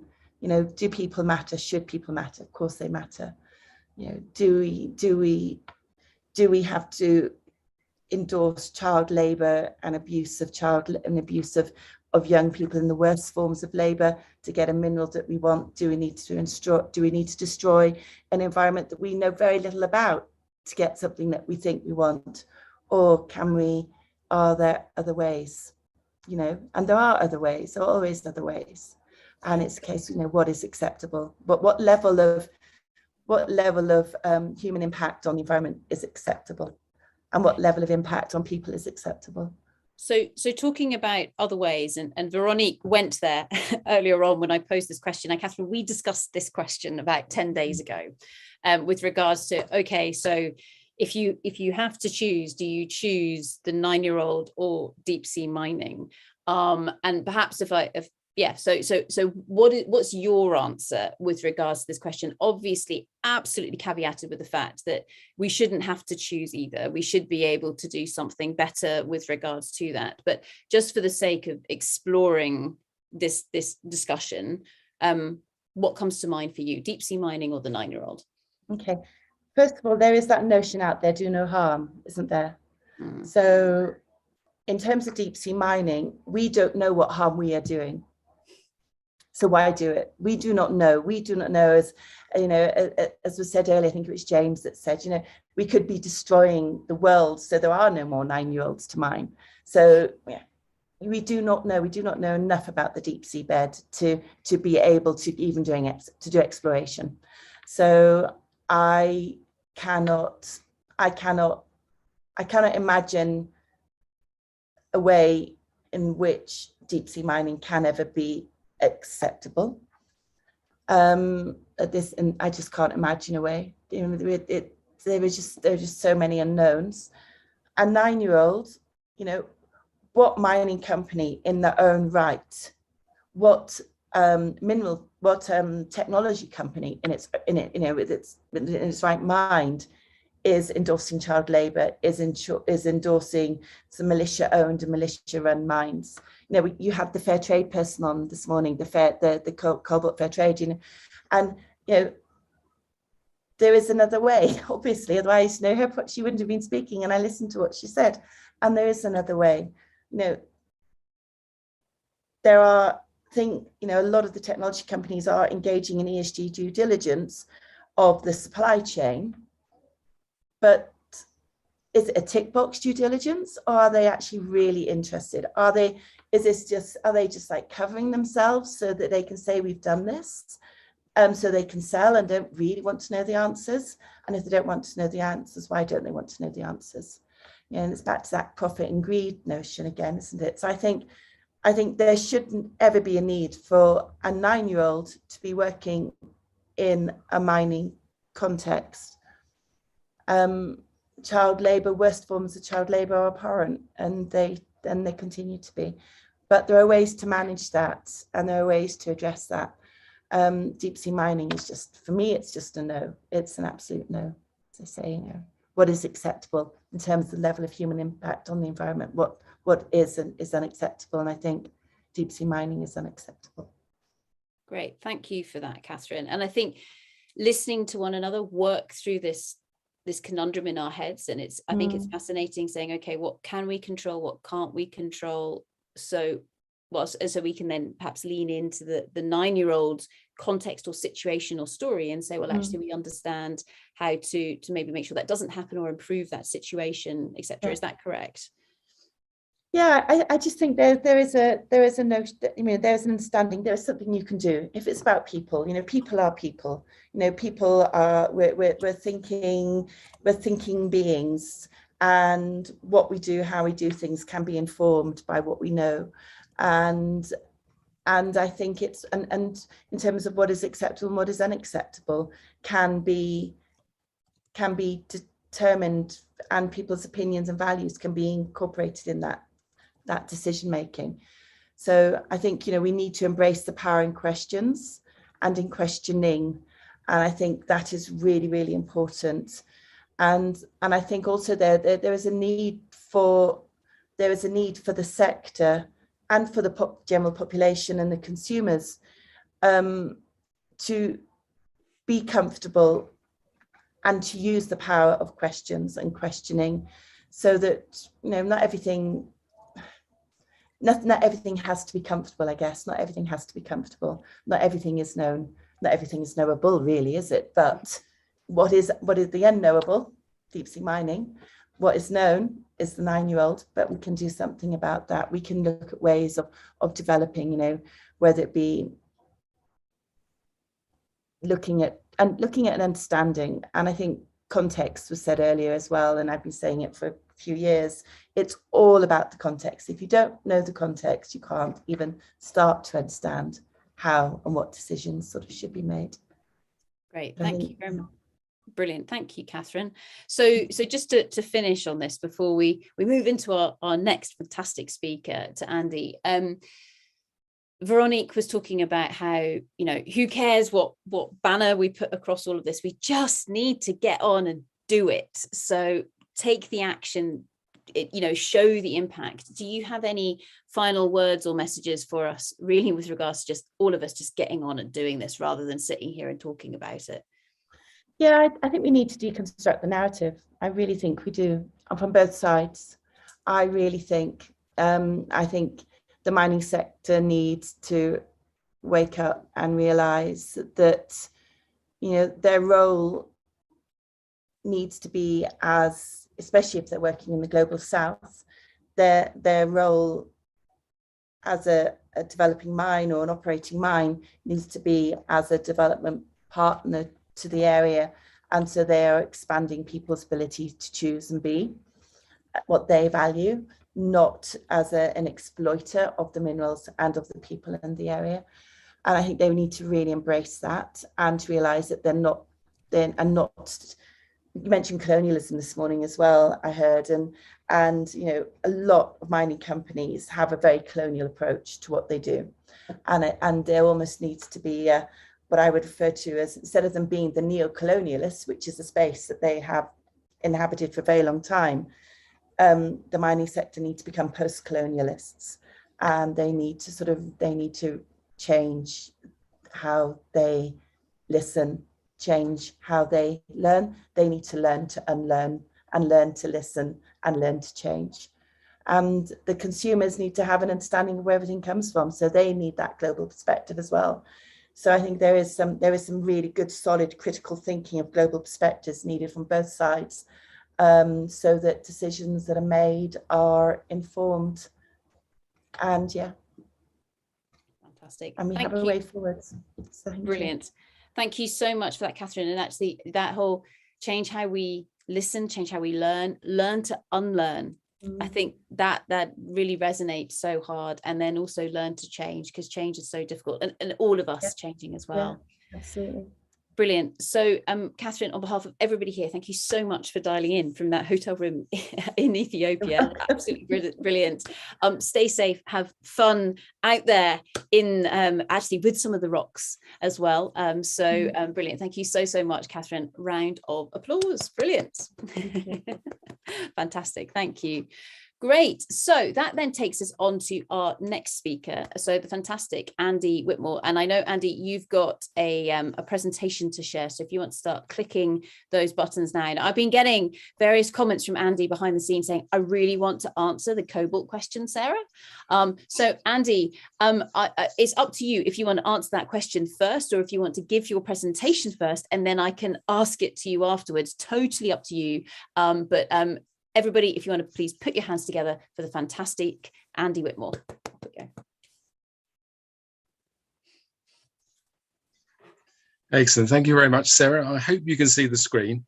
Yeah. If it's okay, I would like to just make a couple of comments on what's been said before I get going, because it's very important. And also, interestingly, in typical fashion, we've just been sort of Zoom bombed by a cat who hasn't been anywhere near, but just as I start to speak, suddenly decided it's a good time to turn up. So just on comments, I mean, I wanted to say sort of thanks so much for the various points that were made in the burst in the bubble. I thought it was really interesting for me that people had sort of seemed to have such general negative perceptions of the mining industry. I mean, it seemed to me in the past that although perhaps historically that's been the case, I mean, certainly when we started London Mining Network, I think we were concerned that many people hadn't heard of Rio Tinto, or it was mainly the big oil companies, I think, that had the bad reputation. And I think particularly now there's a perception that the industry is changing. It seems to me, from working, and dealing with people. So yeah, I thought that was very interesting. And also I just thought it reminded me when people were talking of the kind of the popular juries that are actually talking about just transition now. I think the Aberdeen Climate and Fairness Panel has put together sort of local people to try and work out what they think a just transition is. And I think that sort of thing is excellent for people to have time to think through these questions. And then on the question of cobalt, I mean, I also work for the deep sea mining campaign. So that's one of those things where you have to claim an interest in this. So, I mean, I really loathe the question, and I loathe it because I think as a question, a binary question like that, it comes from deep sea miners, because very often they pitch it as, well, if you don't want deep sea mining, you know, do you therefore want 9-year-olds digging your cobalt up? And I mean, I could spend time saying why deep sea mining I think is a bad idea, and generally it is because I think we don't understand yet what the issues are, and also because the timelines on the ocean work so much more slowly that we just don't yet have enough of an idea even how long things will take to recover. But I think the key part of that question is that the deep sea miners pose that question, but the 9-year-old cobalt miners aren't asking for cobalt mining to stop in the DRC. I think that's the important thing, is that, you know, many of the miners, we work with communities that don't want mining, and then also work with communities that want mining but want it to be improved. And in this case, you're talking about people, it's their livelihood. So they want their livelihood to continue, but they want it to be done fairly. So I guess in my mind, I think that's a kind of important thing to remember in that question. I would also go with a non-binary option and say that we need definite improvement. But I mean, part of that improvement is, you know, to make sure that the mining in DRC is done with all the correct human rights due diligence in place. So I think that's kind of covered the general bits. So I'd introduced myself before. I mean, just to say, for those that don't know, London Mining Network is a small campaigning solidarity NGO. We're made up of a number of different members, but we're focused particularly on London-based and London-financed mining companies. And we're working mainly with communities initially overseas, who are impacted by London-based mining companies. Though interestingly, with the resurgence in mining in the UK, we're finally starting to work with communities here as well. So I've been a good speaker, and I've decided I'd follow the questions of the conference and try to answer those as they're given. Which means I'm interested. I'm sorry, time is just too short. I didn't hear some of the discussions yesterday of kind of what just transition means, but it seems good for me to define it from my side. I think there's an initial perception that most of what we're talking about is how to ensure that workers who are working in the oil and gas industry, you know, are safely transitioned away, and sometimes in the coal mining industry are safely transitioned away from fossil fuels. I think we would argue that it's a great deal more than that, that really what you're talking about is not just the rights and livelihoods of those workers, the shifting economy, but it's also about workers in the other mining industries, so the mining that may take place in order to ensure the energy transition happens, of these transition minerals as they're called, the communities that will be impacted, and the environment as well. I think it's interesting that the definition of just transition, I think, has changed and it's widened over time. I mean, again, so many people have their own definition of it, but I think now you increasingly see, for instance, the Indigenous Environment Network have recently put together their definition, which kind of looks about how it's about reforming the relationship with Mother Earth. So I think it's getting much bigger and much more exclusive. And it's in that vision, it's much more about moving from an extractive economy into something that's a sustainable economy.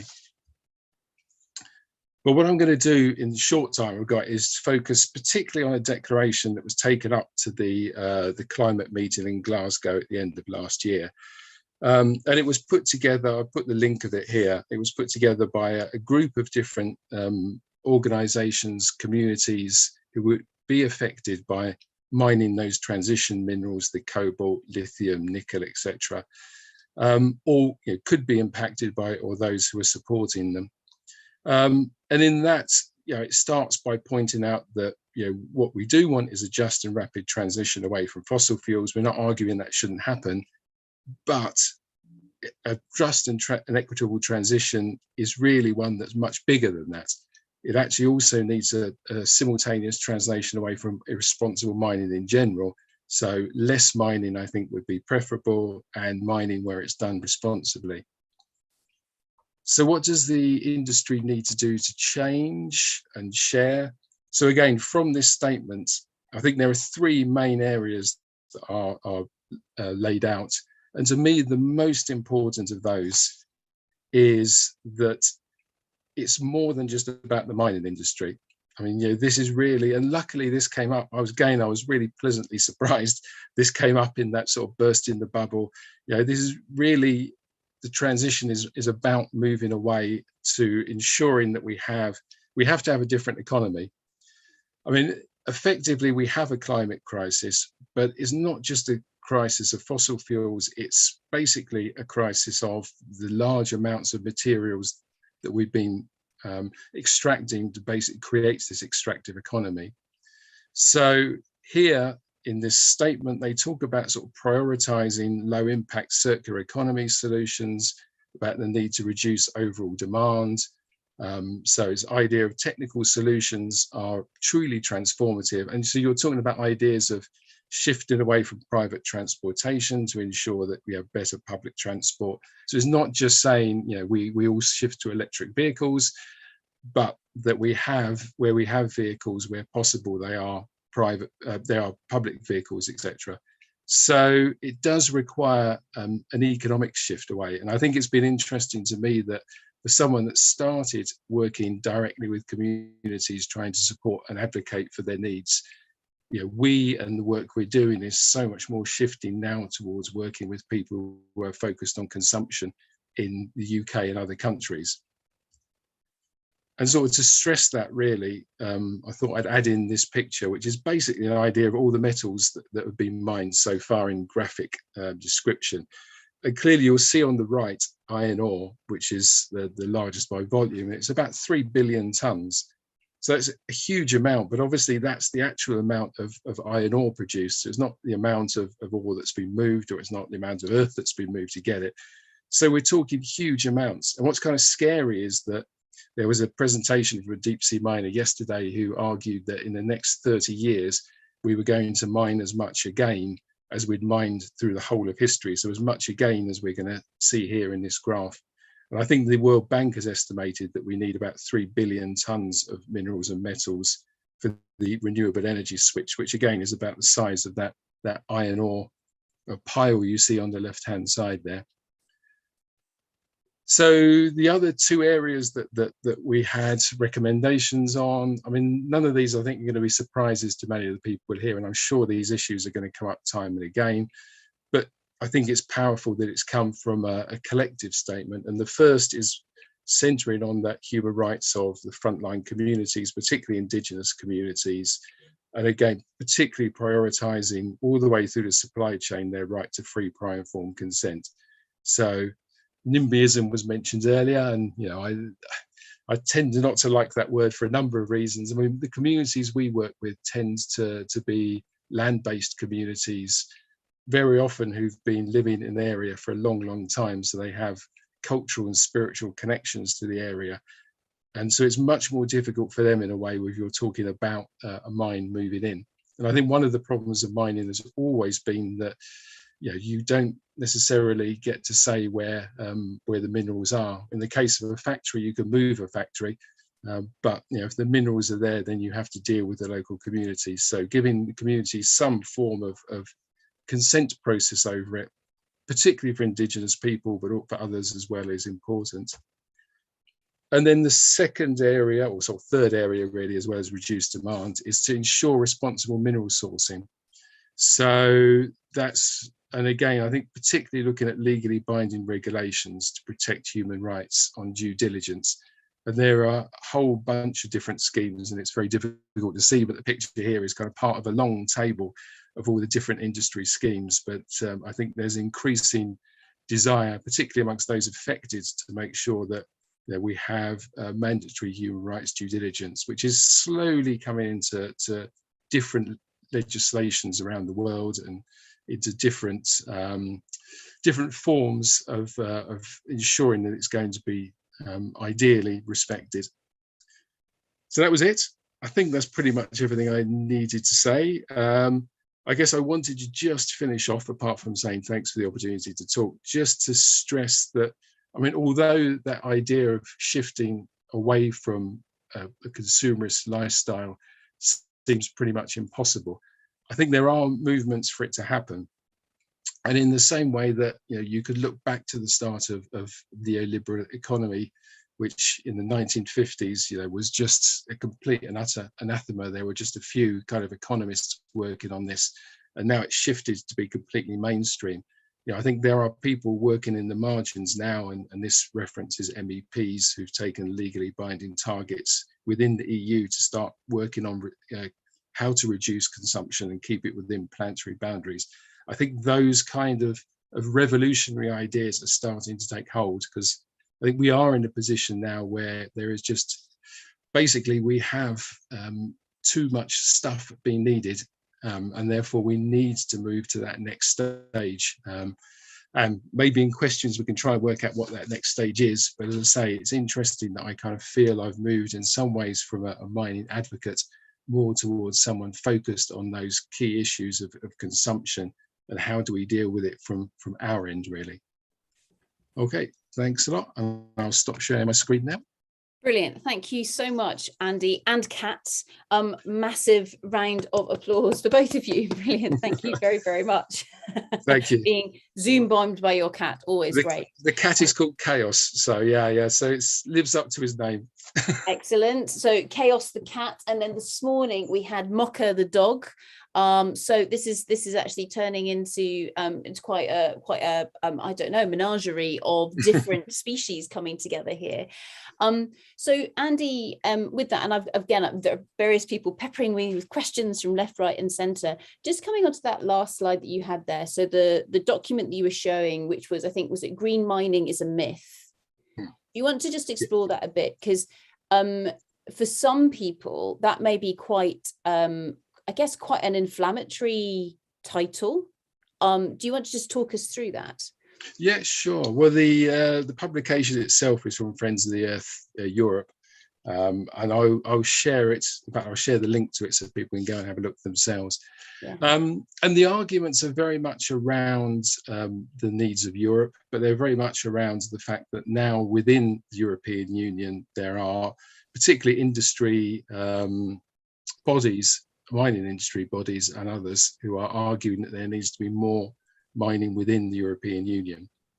So, and that seems perfectly fair and reasonable, because otherwise where are you going to get it from? And it will come from other areas. So in an ideal world, what you would want is you would want improved mining from overseas. You know, you'd want mining with human rights duties, etc. But then you'd also look towards mining in Europe. But basically the argument they're saying is that this whole idea, I mean, there's been historically, for instance, I worked a lot in the Philippines, and there's been a rebranding of mining in the Philippines a number of times. It was known as sustainable mining for a while, and I think they are now using responsible mining, and green mining has come up as well. And effectively, it's very often iterations of the same thing. It's very often not necessarily a change. I would say it's more to do with the rebranding.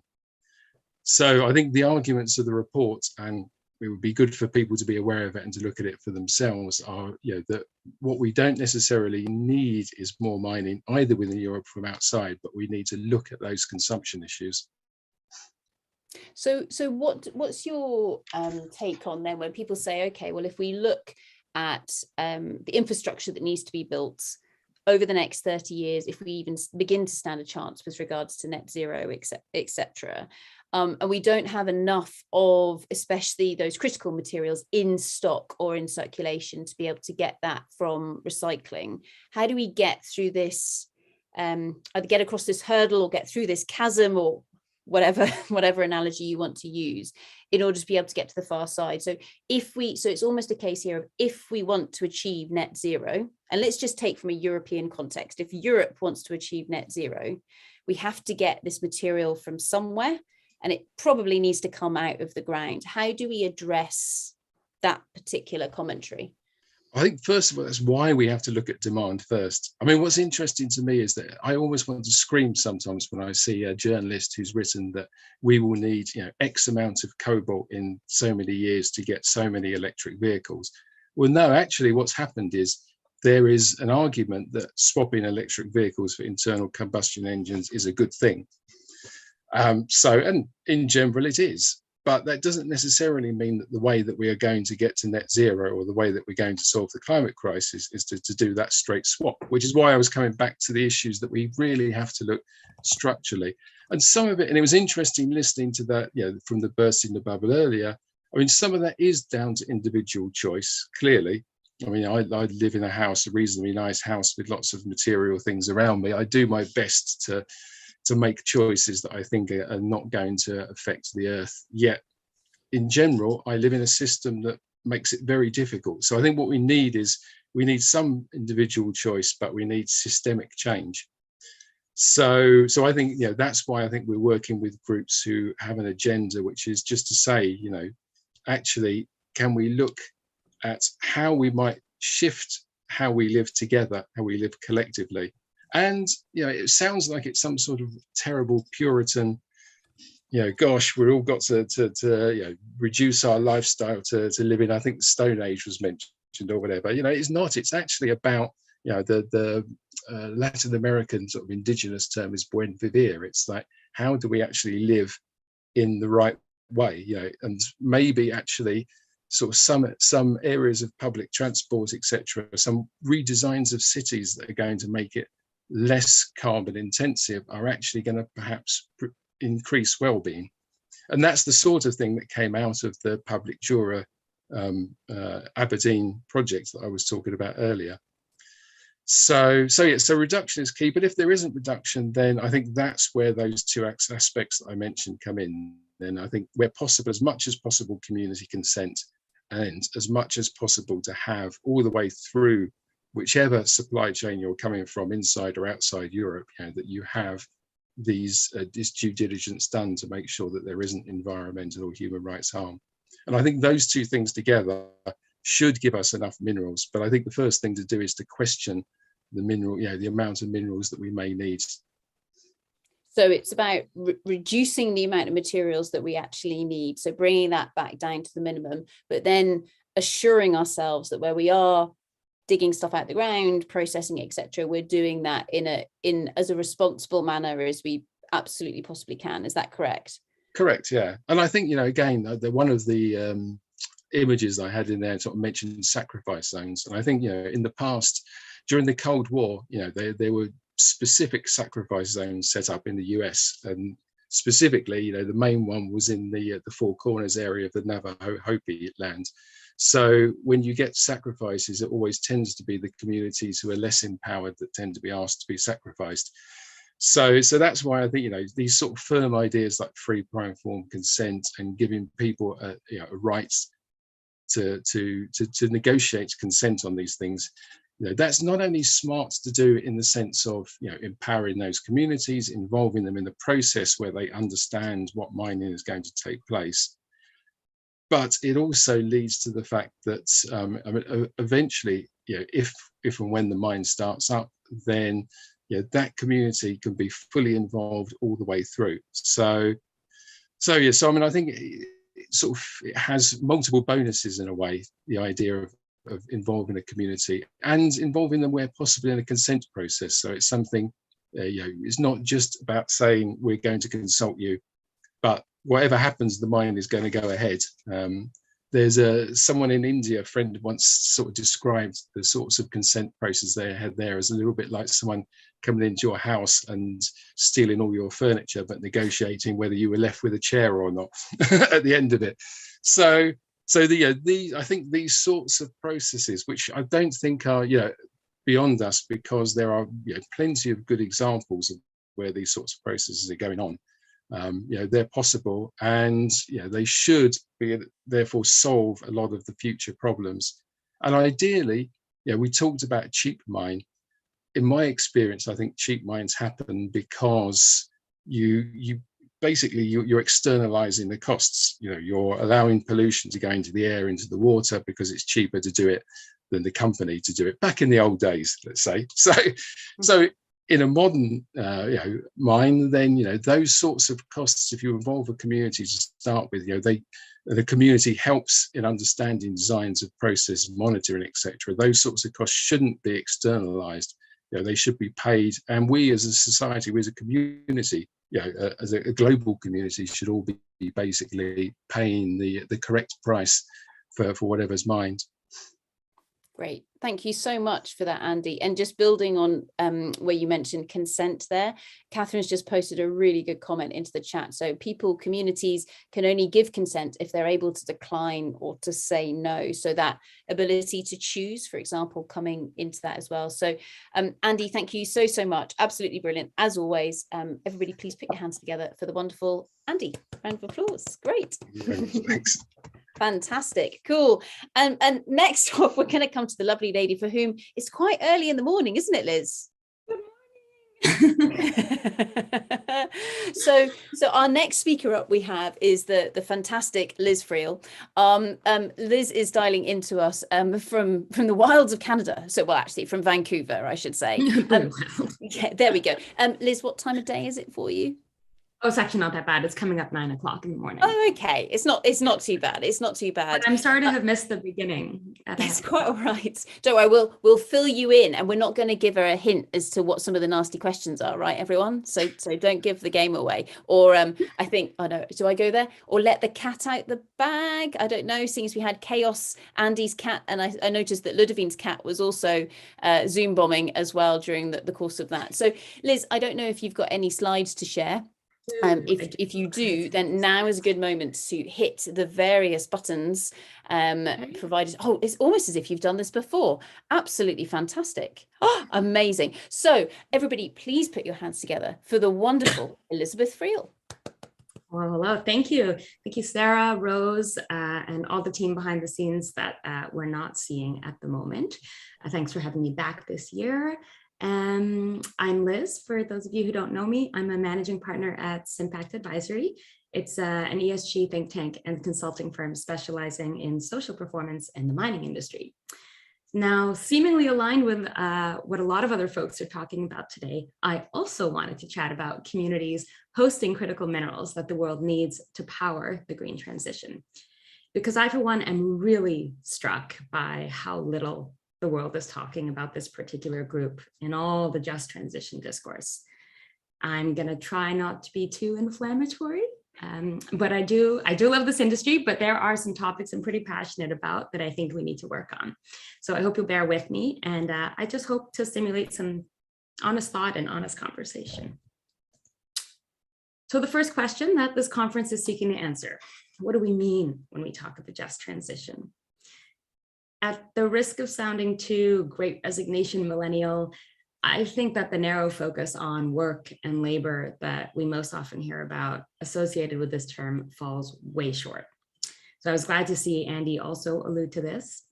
For me, a just transition means greening the economy in a way that is fair and that is inclusive for as many people as possible, for everyone concerned.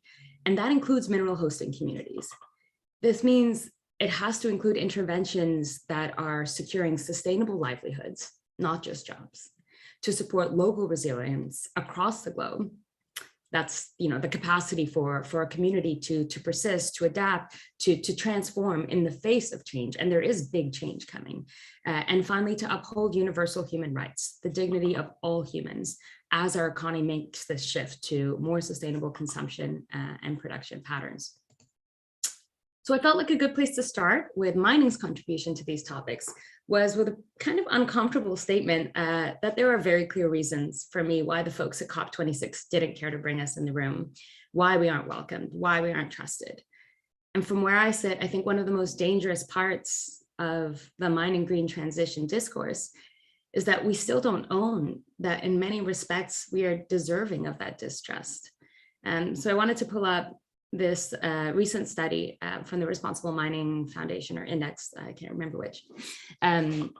So the top 100% line here shows societal expectations of our industry. And the average company score against that, 20 to 30%. And there's no doubt this whole ESG tidal wave thing is pushing performance higher, it's pushing the bar higher. But what these data shows is that we are not committing to do enough to meet basic societal expectations in the first instance. We aren't acting enough on the commitments that we make. And when we do take action, it's not clear if it's even working. Providing a product that powers the green transition does not inherently make us contributors to sustainable development either. And short-term community philanthropy impacts are not the same as sustainable development. We too often confuse them. It's not that we can't, but we do have a poor track record. Our improvements are incremental in the grand scheme of things. Every mining project is different, but at a macro level, there's been some fair documentation now indicating that our industry's sustainable development impacts are minimal at best. So here's another view of that study data. Check out the average company score on the right side against the 17 SDGs. It's embarrassing. So on average, we aren't making a lasting positive impact to livelihoods and community resilience. We aren't meeting society's basic expectations on community and environmental responsibility. So when the IEA declares to the world, oh, over the next 30 years, we need more than 3 billion tons of metals and minerals, I, for one, can see why communities that are resource rich are not ecstatic. I'll go to my next slide. So as an industry, as we seek to develop these areas where these communities are, a really concerning thing we're now seeing is this rise in human rights related allegations coming out of those communities, especially in some of the more so-called new frontier areas of critical mineral extraction. So on the screen, there's a recent update of the Transition Mineral Tracker, for example. What's especially uncomfortable is the large proportion of all of these that come down to just a dozen of our biggest mining brands, most of which are out there talking about what an amazing job they're doing at ESG. It's disingenuous, and it's at the heart of, again, not being trusted or welcomed as an industry. So company community conflict continues to rise. Communities are starting to sound alarm bells. They're forging alliances globally to share strategies and stories to push back on mining's business as usual. Because what it looks like is our industry's model might be actively working against those just transition focused themes that I mentioned, livelihoods, resilience, and rights. So no wonder communities are concerned. This trajectory isn't a just transition. Social resistance, I think, will continue to escalate if we cannot authentically change our approach to these things as an industry. And that's something that the whole world can't afford. What scares me is that as an industry, we're increasingly playing this card of our product serves the greater good. We're powering the green transition for all of humanity. And that's true, but I fear that this narrative risks enabling the industry to start increasingly forcing projects on people, to justify lasting negative impacts, and to continue these unacceptably low contributions to sustainable development. Which brings me to guiding question number 2. What do we need to change to be socially acceptable? Because on our current path, local mining communities are mostly not set to win in this green transition. And that is foundational to us not being welcome at the table. It does not have to be this way. So the answers to this question are vast. I know I can't cover all my ideas here, but I'll focus on some that are purely social as my contribution. And one thing I know for sure is our approaches have to be people-centered. They need to be empathy-led, and they need to have a systems lens. So I had to think about it last night, and I believe a lot of actions can and should be rooted in these 3 principles, my little building there. First, do no harm. Lose the idea that we should expect a community to just accept a certain degree of negative community impact and just hoping that some community investment dollars will somehow balance it out. Because for most communities, it doesn't. We need to get better at acknowledging that sometimes there are mines that really should not be built, whose impact simply can't be justified. Second, respect rights. This means trying to balance power dynamics that are often inherent in the company-community relationship, creating a safe space to listen and recognize that any community, as Andy alluded to too, has a right to self-determination, to informed consent, to what's being proposed in their own backyard. So that also means being less paternalistic and colonial in our approach. I heard that earlier as well. Someone else talked about colonialism in our approach with communities, and learning that community engagement isn't just informing people about your ideas or ticking a permitting checkbox. Listen to a range of voices. Align our strategic business decisions with local priorities. I also think related to that, we need to normalize doing a whole lot more social due diligence and social baselining way before we even think about project design, especially when it comes to impacts to ecosystem services that are core to those themes of community resilience and sustainable livelihoods. Third, equitable benefit distribution, because sharing is caring. There was this really inspiring Indigenous elder from the Tahltan Nation, Alan Adzerza, who was gracious enough last year to come on my podcast in the middle of the pandemic, and his voice still rings in my ear. He said, we have to move beyond trinkets and beads. And I just love that. Equitable benefit distribution doesn't mean a little bit of community philanthropy fund for host communities. A just transition means rectifying the inequality that so much resource development has fueled around the world, and not just for decades, for centuries. This is our legacy as an industry, and I think we forget that a lot. So I think we should be thinking about innovating our entire business model on this point. Things like proper profit sharing, things like equity-based community and Indigenous ownership, modular and small scale mining, inclusive approaches that explicitly are seeking to shift economic control to a community level and to democratize wealth. I had a few other thoughts I wanted to share, not fitting into these three buckets, but that I also think are very important as part of my answer to that question. We need to remember compliance is not enough, and nor is disclosure. I think we're really on this ESG reporting train, and that's not the same as action.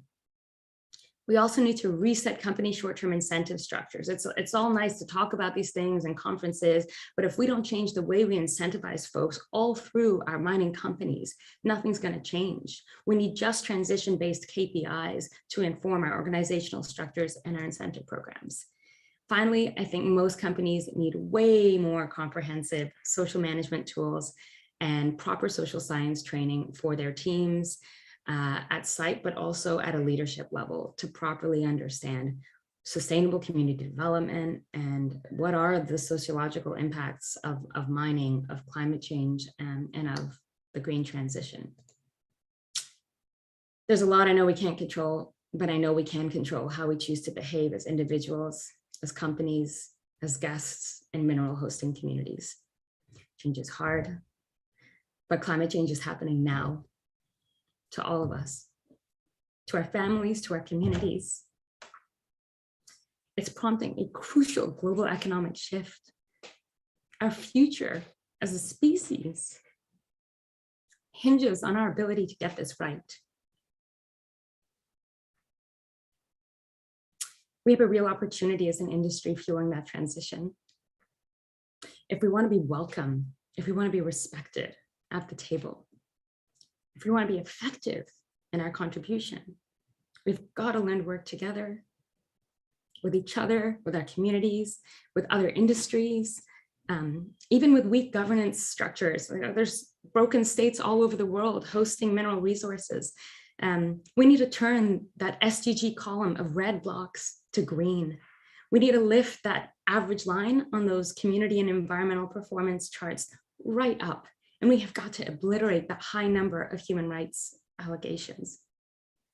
I believe if we can shift that mindset to be rooted in respect for rights, to do no harm, to equitable benefit distribution, to supporting sustainable livelihoods and community resilience, all the way to some of the most remote corners of the world, we can accelerate critical mineral resource development that is just, that is equitable, and that can reposition mining communities with companies together as winners in the green transition.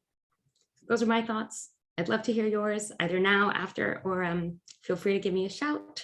You can write to us by email or social media. And thank you for your time. And thanks again for the opportunity to speak today. Awesome. Thank you so much, Liz. Round of applause from everybody here. Thank you so much for sharing all of that with us. And I think thank you also actually for showing us the emotion that that I think we all certainly feel. I know that Ludovine's been messaging behind the scenes going, this is how I feel at the moment, is that frustration that is in there. So thank you so much for that, Liz. Catherine, I saw that you put your hand up briefly and then took it down again. I don't know if you want to come in on this discussion, because I know that a lot of what Liz has just shared, I suspect was certainly echoed with what you said a little bit earlier on. Do you want to come in on this discussion briefly now? Yeah, I was looking for that sort of that icon emoji thing that puts banners up, and that little like firework thing. And so I clicked on that. I could only put my hand up. So that's what I was trying to do. Is I was sort of letting off some fireworks in celebration of what Liz said. So no, we speak the same language. So I haven't really got anything to add other than to say, yeah. It was not my intention to get emotional. I'm a little embarrassed. But I think this is something here, Liz, where one of the questions that we asked to Catherine earlier on was, do you think we have to be kind of brave to work in this sector? What do you think, Liz? Very much, very much. Because I think particularly working in anything sustainability, whether it's environmental or social, I feel like we often also end up feeling very alone, where we're kind of in the middle of two worlds. One, there's the mining industry. You're always the weirdo in the room. You're the tree hugger. You're the communist. Or you're the mining industry person to the rest of society. And so not only brave, but yeah, lonely. You're trying to find your courage alone a lot of the time, and trying to tread carefully between these two worlds, trying to be accepted by both, trying to have credibility with both. And it's really challenging. Great. Thank you very much for that, Liz. Now, I know that there are questions coming in behind the scenes with regards to this, Liz, and I think you can stick around, can't you, for a little while into the panel? Mm-hmm. Brilliant, fantastic, because what we might do is actually go straight on to our next speaker. So talking about people, Hershey is a psychologist. Fantastic. So therefore and I know that we've got lots of people who are experts and people in this room, but Hershey, I'm going to bring you to our virtual stage now. But before I do, Liz, thank you so much. Another massive round of applause to say thank you. Absolutely brilliant. Great. Hershey, if you want to share your slides, etc. Hershey, actually, I'm not entirely sure exactly what Hershey's going to speak about. I'm really excited to hear, but we know one another because we're hopefully about to do some research together, which will be really exciting. But I'm loving the theme with regards to the titles of the talks all the way through this afternoon. So everybody, please put your hands together for the wonderful Hershey. Round of applause. Thank you so much. So what I will do, and actually think the previous speakers, Andy and Liz, really provided important background information. And what I want to do today is present some empirical work that we've done on the just transition, taking this community perspective. And what I hope this will do is actually give you the background on the ground. So how do communities look at a just transition? And I think it fits really well with what Andy and Liz already mentioned before. And this research we did in Ireland. I'm based in University College Dublin. And what happened in Ireland nearly 3 years ago or 2 years ago is that the Midlands, that's the middle bit of the country or the island, used to be massively important for energy production based on peat.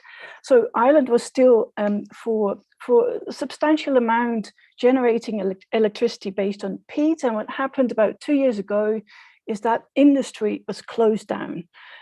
So peat production is actually closed down within the year, and that leaves the bogs empty and needed to be used for the future. So what the owner of the bogs planned to do is propose to put in wind energy or wind farms into those empty bogs. And what the EU had done is actually funded this period to move the peat production industry towards more renewable production area. And they provided just transition funds which were available. So if you then think about the sort of the communities and the workers, this had serious consequences for them. There was an estimate job loss of 4,000 jobs directly and indirectly. And if you imagine what it means to lose your job, you lose pride, you lose self-esteem. It causes a lot of anxiety because within the year, you would know that you wouldn't have a job left. And this affects communities, this affects households, wives. The socio-economic structure of the entire region is being impacted with the closure of this peat industry. Now, I've heard lots of different sort of definitions of just transition, and I'll just give you mine because I think it's really important to understand what I talk about when I talk about just transition. So to me, the just transition means that the transition from a peat-based industry, in this case, towards a much more renewable region is done in a way where the impact to communities and society and the region and the workers and the people is limited to the absolute lowest levels that you can do. So to avoid that people actually, Liz called them losers, that the losers are going to lose too much. A just transition is aimed to actually make sure that the losers do not lose too much. So to reduce the negative impact. Now, back to theory, and this actually fits really nicely with what Liz was already mentioning. So if you look into the literature, there is different pillars, different principles that underlie this just transition. A just transition in a way is an ideal, but how do you now realize that in reality? And these principles are really related to what Liz said in a different order. So one principle is related to distributive justice. How do you distribute the cost and benefits of this transition? It's through retraining, reskilling, relocation, helping people to get a new job, new skills, etc. There's also procedural justice. Do you give people voice?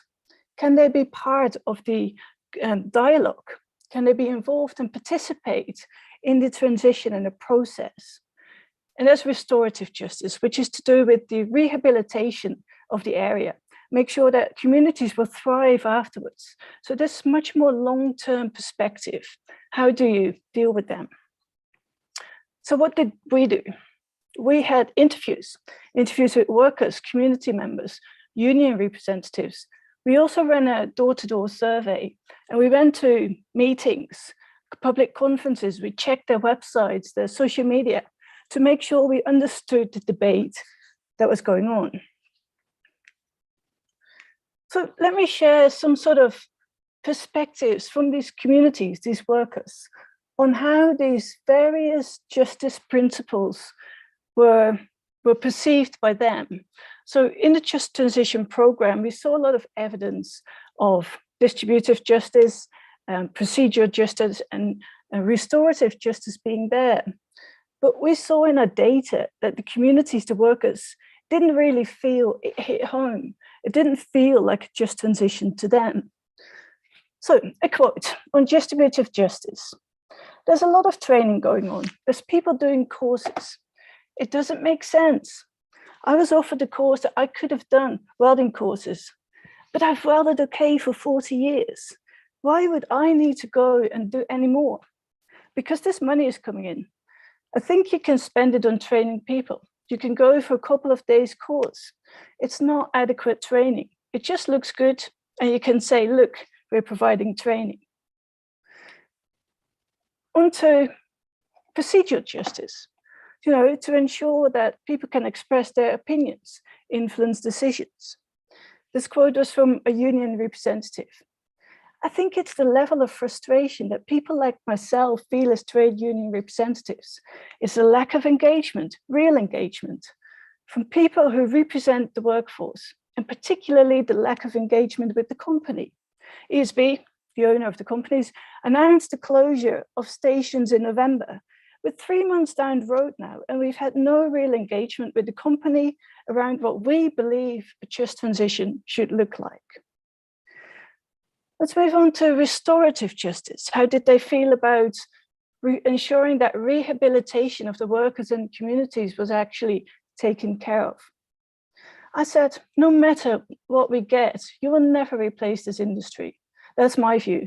Okay, the other thing, I suppose, wind, the scope for wind, but it's not going to create employment. Solar, the scope for that as well. but it's not going to create long-term sustainable employment. I don't know, it's going to be very hard to replace employment in the Midlands. So there's a strong feeling, there's no future in the area to replace what these people had. Now, all these quotes and all the impression we got indicates there's actually a lot of frustration, anger, skepticism, lack of trust, because promise there's going to be a just transition, and it did not feel like it was a just transition. But that has really important implications for the future. Because if you then think about the future development of this region, the same company that's responsible for this just transition is proposing to build wind farms. But what people, and I think this picture is absolutely excellent to show that, what people say is, well, if we don't get a just transition, we will not accept your wind farms. It's not because of the wind farms, it's because they did not get their promised just transition. So I said we also did a survey to actually work out how communities felt about the future. And on the one hand, there was this proposal of a wind turbine, a wind farm in the region on the box, but the communities also developed their own plan. They wanted to restore these bogs into their original state. And if it had to be renewable energy, they would prefer to put solar panels in these bogs. So then we asked them to evaluate these two plans. And what we see is the acceptance of their own plan. So the wilderness park with solar panels was much more acceptable than a top-down decision about the introduction of wind energy. Now, why is this? They felt much more control over the decision if it came from the community. They felt much more ownership over this plan. So this is why they also thought it was much more acceptable. Last quote. So how just is this just transition? What's happened since the implementation of just transition? Zero. That's the answer. That is the answer. Absolutely nothing. Because it's all paper talk. It's all paper talk, and it's answering the right questions. If someone asks you a question, and if you give them the right answer, people will go in happy with themselves. But the right answer might never materialize. So lots of skepticism. Final slide. What might we do? What we see is a huge gap between theory and practice.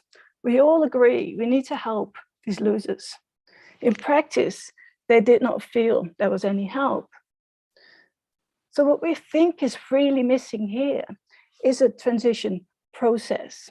How do you translate this idea of a just transition into reality?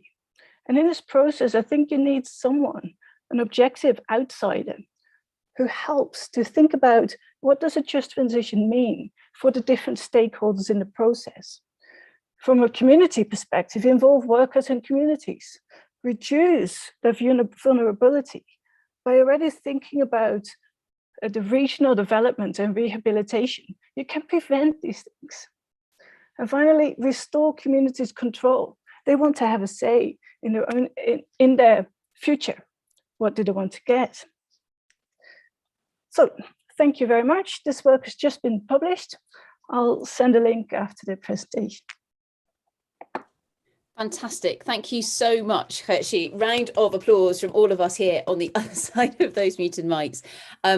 Absolutely brilliant. I've been scribbling down lots of notes here, and one thing that came home was so Veronique, who spoke in our first panel session, and we said, what is a just transition? And she went, I don't know, it means nothing to me, just get on with it. And so really that looking for action and impact rather than just a whole load of talk. Does that resonate with some of what you were saying? Definitely, because you can see in one of the last quotes, these communities really refer to it as paper talk. They were so skeptical, and it's partly to do with the word just transition. They are promised something that's fair, that's just, and then they get something they don't recognize as being justice to them.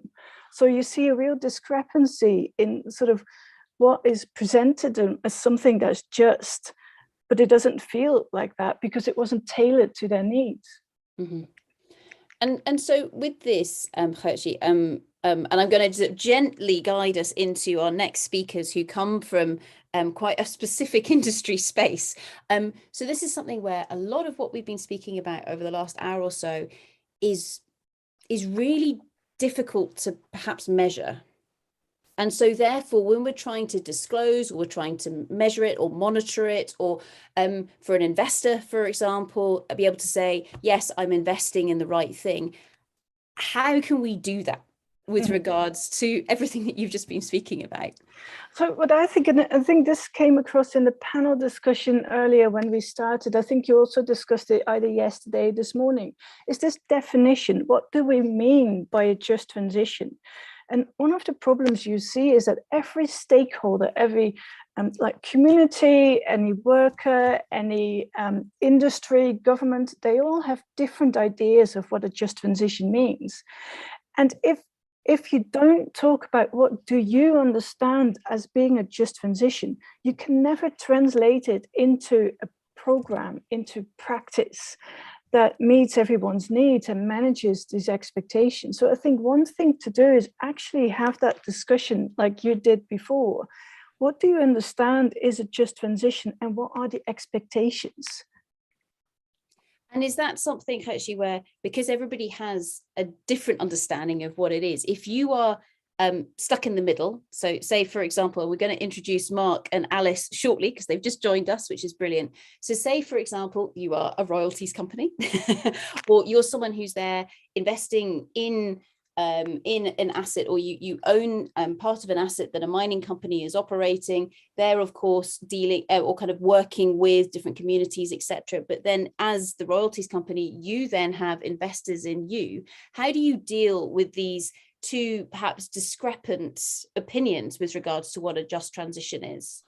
So I think you actually need an independent third party. I don't think as a company you can have the objectivity or be seen as objective.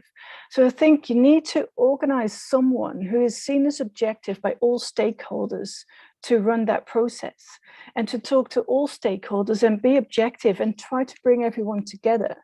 But if a company is taking that lead, fair enough, I understand where it's coming from. I'm not sure communities like the ones we talk to would see them as being objective. So I do think you need to find an organization or a party who can be that neutral person in the middle. So actually trying to remove some of those barriers of perception, perhaps with regards to what's in it for different people. Fantastic. Excellent. So with that, Gertje, thank you so much for bringing that research to the table. And I'm sure lots of us will be looking for the paper if, of course, we can get access to it. So absolutely brilliant. Thank you very much, Gertje. Great. Fantastic. Cool. So going on to our second last presentation of today, or I think we're just going to have a little bit of a chat. I'm absolutely delighted to welcome to our virtual platform Mark Bishop-Lafleche and Alice England from Anglo-Pacific Group. Now, Mark and Alice, I'm going to invite you guys to introduce yourselves and then perhaps introduce who and what are Anglo-Pacific Group and what is it that you guys do? So perhaps Mark, if you want to say hello first. Yeah, absolutely. Well, thank you for hosting us today, Sarah. We're very happy and delighted to participate in this event. My name, as you mentioned, Mark Bishop-Lafleche, CEO at Anglo-Pacific Group. Alice, why don't you take it away from here and I can circle back and give a bit more color and context as to what it is we're doing here with this business.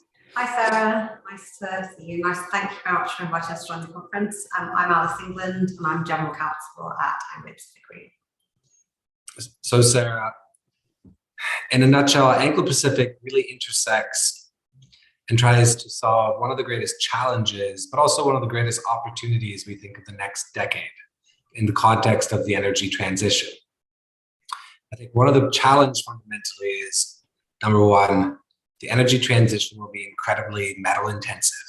And the world, in order to build wind turbines, in order to build lithium-ion batteries, will really need to produce a lot more commodities.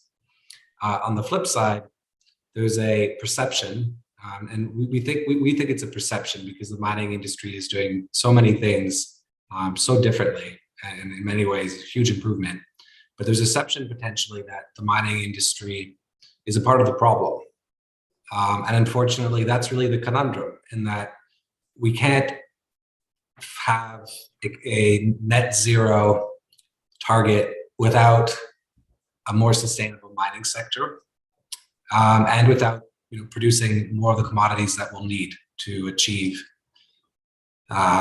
simply as raw materials. So Anglo-Pacific, really, we are at that intersection where we're really looking to fund and provide capital to mining companies or to the mining sector, where we're looking to develop mining operations that are very, arguably some of the most sustainable mining operations within the wider commodity complex. So I'll pause there, Sarah, as I'm sure your mind is racing with further Q&A, but hopefully that gives you a bit of an introduction as to what we're trying to achieve. Yeah, no, thank you very much for that, Mark. So I think just for the benefits, not just for myself, but also the audience as well. Some people may never have heard of a royalties company. So what does a royalties company really do, and how do you differ, say, from a typical investor? Yeah, a royalty company in financial product is somewhat similar to an equity investment and somewhat similar to a debt investment. So without getting into the nitty-gritty detail as to what all that means, I think the most important takeaway really for the folks here who have joined us today to understand is that when we make investments, we are looking to partner with the mining project for 20, 30 years. And we're really in it for the long run and the long haul.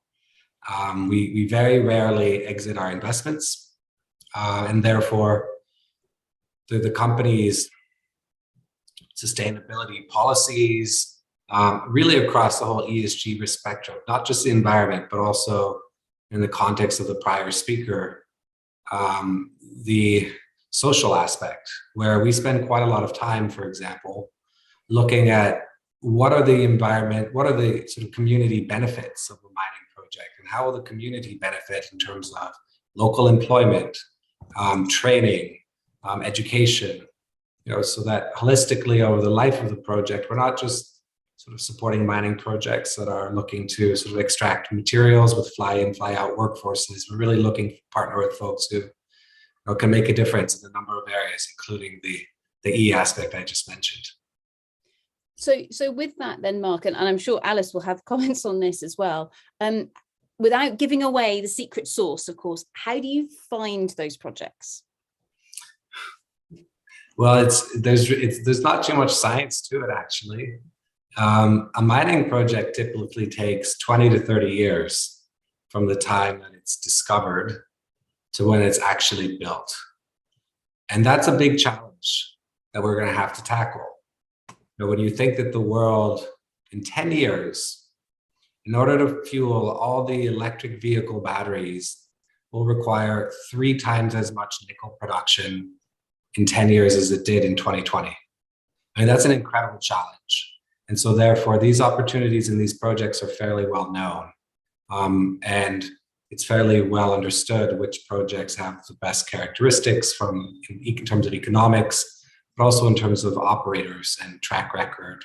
There are very clear signposts in terms of permitting, in terms of environmental impact, that really allow us to assess some of the factors that ultimately will determine whether a project is operating in a sustainable fashion. Yeah, just building on that, on what Mark said, we've spent a long time building up a very good ESG framework, due diligence framework that we use to assess the mines that we're looking at from the investment point of view. We score that and have a good due diligence framework that gives us an idea across, as Mark said, the E, the S, and the G, not just looking at specifics. And then using that to benchmark against the portfolio we've got and our knowledge of the industry. And as Mark says, it's about making the right investment rather than making an investment and then realizing that's not the right one, because we're in there for the long term. It's not something we then look to exit. So it's important to get the investment right. It fits the right criteria, it fits within our strategy, and then we form a partnership going into the long term. And so with that, Alice, have you ever had to exit a partnership because things are going wrong, or is it something where it's, you know, really the key is that word partnership, so it's engagement with that particular project, that asset, to say, no, actually we're in this together, we've got skin in the game, we want to make this look right. So I mean, have you had to exit from anything?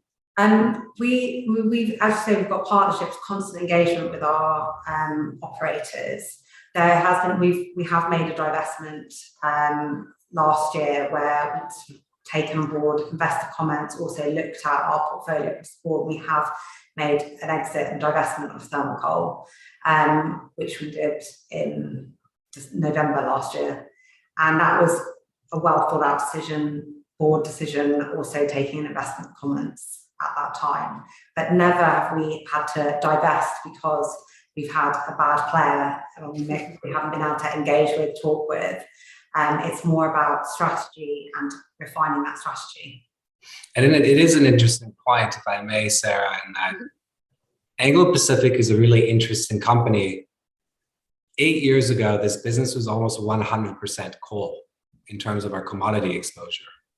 And over those 8 years, we've very consciously, deliberately, and methodically built out and repositioned our portfolio such that in 5 years from now, almost 100% of our commodity exposure will be to commodities that are either directly flowing into decarbonization or are commodities that, relative to other producers, have, for example, lower scope 3 footprints. So it's been a lot of work to reposition this company. And, you know, in life, anything worth doing is a lot of work. We've been quite successful in many ways of using our heritage of coal to completely reposition ourselves for a new century. We're certainly going as quickly as we would like. By 2026, we'll materially no longer have any coal exposure, but it is a journey, right? It's very difficult to do things overnight. But we are committed to that path and to that strategy, and we hope that, you know, people have noticed, and our investors certainly are supportive of this strategy. So with that, then, Mark, just one more question, if I may, with regards to the coal. So, you've got a very clear transition strategy here. I think it's something here where you're not just dumping those assets and running away, which of course would perhaps leave those assets in trouble, and everything to do with the just transition, there would be a problem there. Are you finding that your investors are as empathetic with regards to that situation, or are they divesting from you because you've still got coal within your portfolio? I think most of the people who have invested in this company are comfortable with metallurgical coal exposure. And by that, I mean the type of coal that's required to manufacture steel. Mm-hmm. And that's really the challenge in terms of the argument on coal. And fundamentally, it's true that coal as an energy source has carbon implications, but at the same time, producing steel, which requires today a certain amount of coal, will then be used to build a wind turbine. And so there's first priority, in our view, was to exit our thermal coal exposure, which was used for the generation of power, and retain our exposure to metallurgical, simply because that our exposure to that asset will be winding down in 4 years. And our exposure to that asset will, by virtue of it winding down, certainly doesn't, have any material implications on the community or on local groups. I think as well with our coal exposure, we're very Anglo Pacific are open to discussing that. We're not embarrassed about it. We're not hiding it. We accept that we were a coal heritage.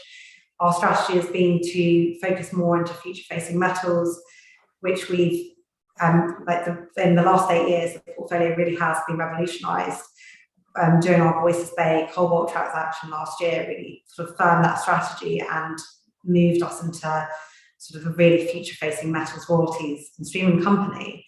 We're very much engaging and open about our coal exposure, about how that coal exposure is reducing and what we plan to do with the revenue that we receive from coal and recycle it into new investments. And we're open to that dialogue and those discussions. And I think we have very open discussions with our investors on that.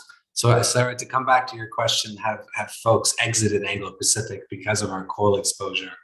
I think many people that support us recognize the journey that we're on.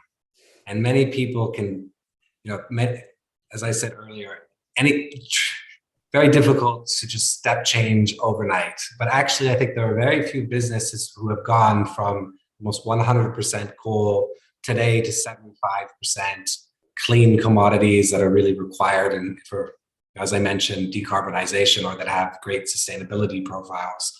And then in 4 years from now, almost no coal exposure. And that's the type of journey that I think there are many investors who are supporting us, and others are very interested in supporting. Great. So if you rush your investments, you can end up making, if you want to be take your time over it, make sure that you're making the right investments and not rushing this. And the energy transition, as Mark says, it cannot happen overnight. There is a role and will be a role for fossil fuels to play in this energy transition for some time. And it's about making sure the engagement's happening and that there's responsible management of those fossil fuel assets while we transition. And so with that, Alice, you sort of talking about, we can't rush this. Coming back into how you want to take that due diligence to say, look, we're going to go into partnership with a project for, a really long period of time. I mean, it's a form of marriage in a way, I guess, is what you're looking for here. Now, in the race for the world to get their hands on the graphite and the cobalt and everything else, do you think, is the playing field level with regards to other investors? Are other people looking for the same depth of the environment, the social and governance? Is that quite standard, or do you think it's variable between different organizations who are making those investment decisions of different sorts?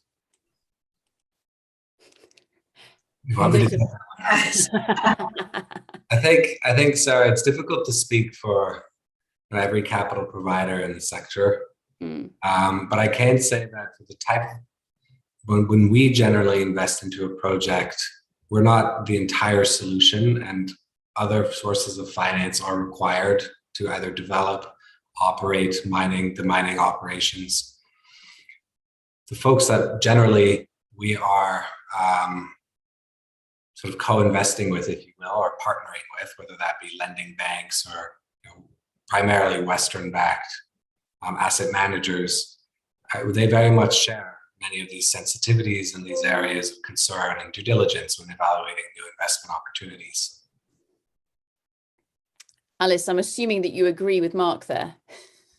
No, definitely, I do. I think that, the differences with the ESG frameworks and due diligence, there's loads of different approaches, and it can be shallow, it can be deep. But I think ultimately, if you are looking at a project and asking the same questions, which often, as Mark said, we're not often coming into this alone, we are investing in other people. But I do think, however you approach it, I do think the main questions get asked around sort of what the issues are, and that you do come in that investment.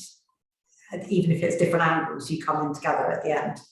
Where we are perhaps unique, Sarah, is the fact that our entire business strategy, our vision, but also our purpose, is to partner with mining operations that are going to fundamentally operate in a much more sustainable fashion, but have, at least from what we can tell, some of the most robust ESG risk profiles of all the projects in the mining sector. And I do think that that's quite a unique proposition, in that effectively every dollar that we spend, to some degree, when we help fund these mines, is in some way contributing to a lower carbon future for our children and our grandchildren. Great, thanks for that, Mark. And I think that's absolutely brilliant, and I like thank you for actually, I think, explaining that partnership model, especially with the other people who are coming on board with regards to the finance. Coming back down to the mining companies and tapping into what you've just said, Mark, is there something, and apologies, this is probably a nasty question, is there anything that frustrates you about mining companies, not necessarily the ones that you're investing in? Perhaps there may have been somebody you considered going into partnership with, but there was something that they just weren't doing to make you feel comfortable with regards to those areas of ESG threats and opportunity. Is there something that the mining sector can be doing more of to make it easier for you to invest? Alice, do you mind if I take this one? Because I do feel passionately about this topic. Sure. Go for it, Mark. And I think the mining sector could do a much better job of communicating all the good things it does. I think, unfortunately, there's a perception, and many of the news stories often focus on the negative. The reality is that the vast majority of mining operators operate very responsibly, create economic employment and development in certain areas that might otherwise not have the same levels of personal advancement. And furthermore, the mining industry, and in many ways, is a key cornerstone of the net zero ambition, but also achievability. And so, if anything, I would love it if the mining sector as a whole, and we certainly try to do our part, but could help try to further communicate that the mining sector is really the intersection between, where we are today in terms of where we want to be in 30 years from now. Achieving net zero is unfortunately going to be very challenging, if not impossible, unless the mining sector plays a huge role.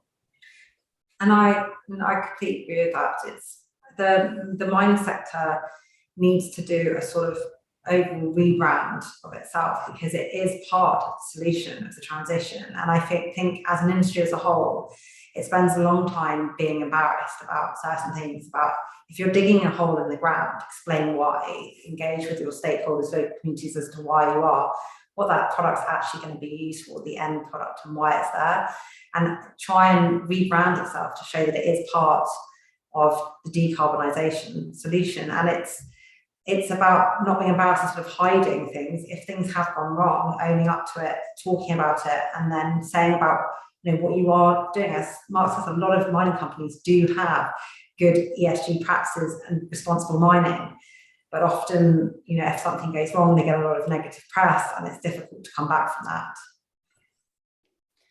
Fantastic. Cool. So thank you so much, Mark and Alice, for coming to join us here today, because I think the vast majority of people on this call and watching on YouTube online, I suspect, don't normally interact with royalties companies, etc., and actually understand that you really are very much part of driving the accountability, which I guess is part of what I just heard from Alice there with regards to those mining assets, and then also being part of this system and this infrastructure around how do we ensure we extract those minerals and metals and process them in the most responsible way. So with that, Mark, Alice, unless you've got any final words of wisdom you'd like to share with us, I shall invite everybody to share with me a round of applause for your wonderful selves. And thank you so much for coming along here today. Absolutely brilliant. Thank you very much. My pleasure. Thank you very much for having us. Brilliant. Thank you very much, both. Really, really fantastic addition to our discussions that we've been having here today. Awesome. So we have one final talk to share with you. This was one that wasn't necessarily advertised earlier on in proceedings, but it has been there all along. It's been snuck in with regards to the panel session. Rose, if you want to get ready to share the video. So our final little talk that we have, which is nice and short and snappy, comes from Jana Popovska. I'm just totally destroying her name there. But Rose will start playing the video, and I'm sure Jana will introduce herself. She is going to bring more of the European perspective to the stage. She does a lot of work with regards to that strategy in terms of minerals and metals across the Europe area. And Rose, whenever you're ready, if you want to hit play, and we'll just make sure it's working.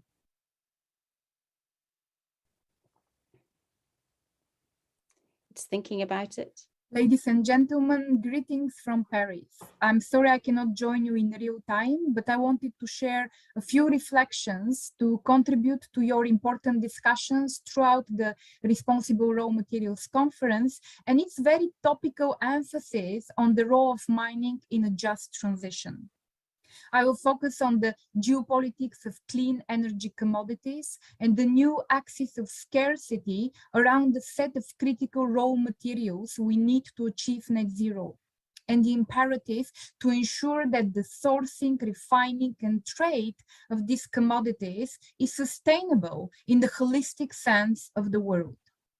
I will also try to suggest how the EU can shepherd the process and wear the mantle of not only climate, but just transition leadership that caters to the rights of ecosystems and societies across the globe. Because only this can inform resilience in a context of climate, systemic, and governance volatility. From my vantage point, the just transition is not a cosmetic addition, but an absolute imperative for the net zero journey. Because a future society where we bath in clean energy solutions produced by invasive extraction industries and abusive labor practices impacting already marginalized communities will go against the instincts and notions behind the so cherished Sustainable Development Goals agenda. It is our moral duty to ensure that the radical decarbonization journey brings also a radical wealth redistribution, equitable governance, environmental consciousness, and true corporate accountability. The energy transition is undoubtedly one of the most significant trends in the EU and indeed the world today. And while most transition deliberations have focused on how to transform the energy mix, a key issue is to examine the geopolitical consequences of the process and its holistic sustainability. The evolving energy mix will indispensably alter the geopolitical landscape and bring new security risks, institutions, and shifts in established alliances. Global energy value chains, capital and commodity markets, but also political relationships and alliances have already experienced unprecedented gyrations. The transformation will also have a dramatic impact on issues related to mining rights, standards, and social equity. Yet, those seem not to garner sufficient attention. Visceral decarbonization rhetoric emphasizes a world of plenty, a world of security and independence. Consecutive COPs, including the latest COP26 in Glasgow, all produced a plenitude of clean energy and emissions reductions commitments, but failed to even mention issues related to the minerals, metals, and rare earths necessary to produce them. Yet, all scenarios on demand growth clearly show an explosion of demand for the likes of copper, lithium, and platinum, inadequacy of supplies, and dubious standards on their sourcing and refining, not to mention labor and human rights practices. These systemic emissions might result in a grave danger to the Sustainable Development Goals agenda. Because beyond the much publicized impact of the decarbonization on the oil and gas economy, the new energy systems will be impacted by other, less visible, yet even more dangerous trends: invasive mining, dispossession, rights abuses, resource scarcity, land use competition, increasing global water stress, instability and conflict, ecosystem depletion, and surpassed critical tipping points. That will all impact significantly the European and global transition trajectories, but also trends related to global equity and just transition. Renewable energy is often perceived as providing energy independence and peace. Wind and solar are omnipresent and supposedly available to all. Nevertheless, a key issue to consider is who controls the land of siting, the access to the key components necessary to produce clean energy solutions, as well as the refining and supply value chains. And China is emerging as the global powerhouse in this domain. Apart from spending on clean energy more than the US and the EU combined, producing 65% of the global batteries and boasting the majority of wind, solar, and EVs share globally, China controls the mining, refining, and processing of 85% of the rare earths used for wind turbines. Is the main producer of minerals such as germanium and indium used for solar panels, and graphite used for fuel cells and batteries, and accounts for more than half of the global lithium chemical production. In the EU, we rely for 98% of the rare earth supply, refining, and recycling of magnets on China. This has both soft power implications, but also economic and hard power ones. Protectionism, restricted rare earth supply, technology decoupling can compound geopolitical rivalries, but also worsen rather than improve excavist, mining and refining practices, labor and human rights standards, and stall attempts to ensure just and equitable distribution of assets and yields. Some new players will be empowered, but many will be disempowered. Developing countries are often cited as amongst the biggest winners in the energy transformation, leapfrogging to decentralized, distributed renewable energy generation that would nurture an effect of empowerment and growth. But this hides important power play involving dangerous debts, reliance on foreign expertise, and sacrificing domestic autonomy. Resources in Africa often are not captured in a sustainable way, leading to severe ecosystem infractions. Economic mismanagement, poverty, and growing wealth inequalities are recurrent. Droughts, floods, desertification, and rural disruption will compound existing tensions over unbalanced water and energy resources, leading potentially to climate-related conflict and migration. Elites' capture of assets will also intensify labor infractions and human rights abuses, and worsen already dire situations around mining grounds. How resources would be captured in a way allowing sustainable development in Africa, Asia, and beyond is not solved. The food, water, energy nexus garners rhetorical attention, but not much pragmatic solutions to avoid escalating competition amongst and for these essential resources, and their capture by unscrupulous elites. To an extent, the future of the sustainable development agenda might be compromised. And the most pressing leadership challenge of our times is to understand these tensions, build anticipatory foresight, and plan solutions to achieve carbon neutrality while ensuring global prosperity, stability, equity, and justice.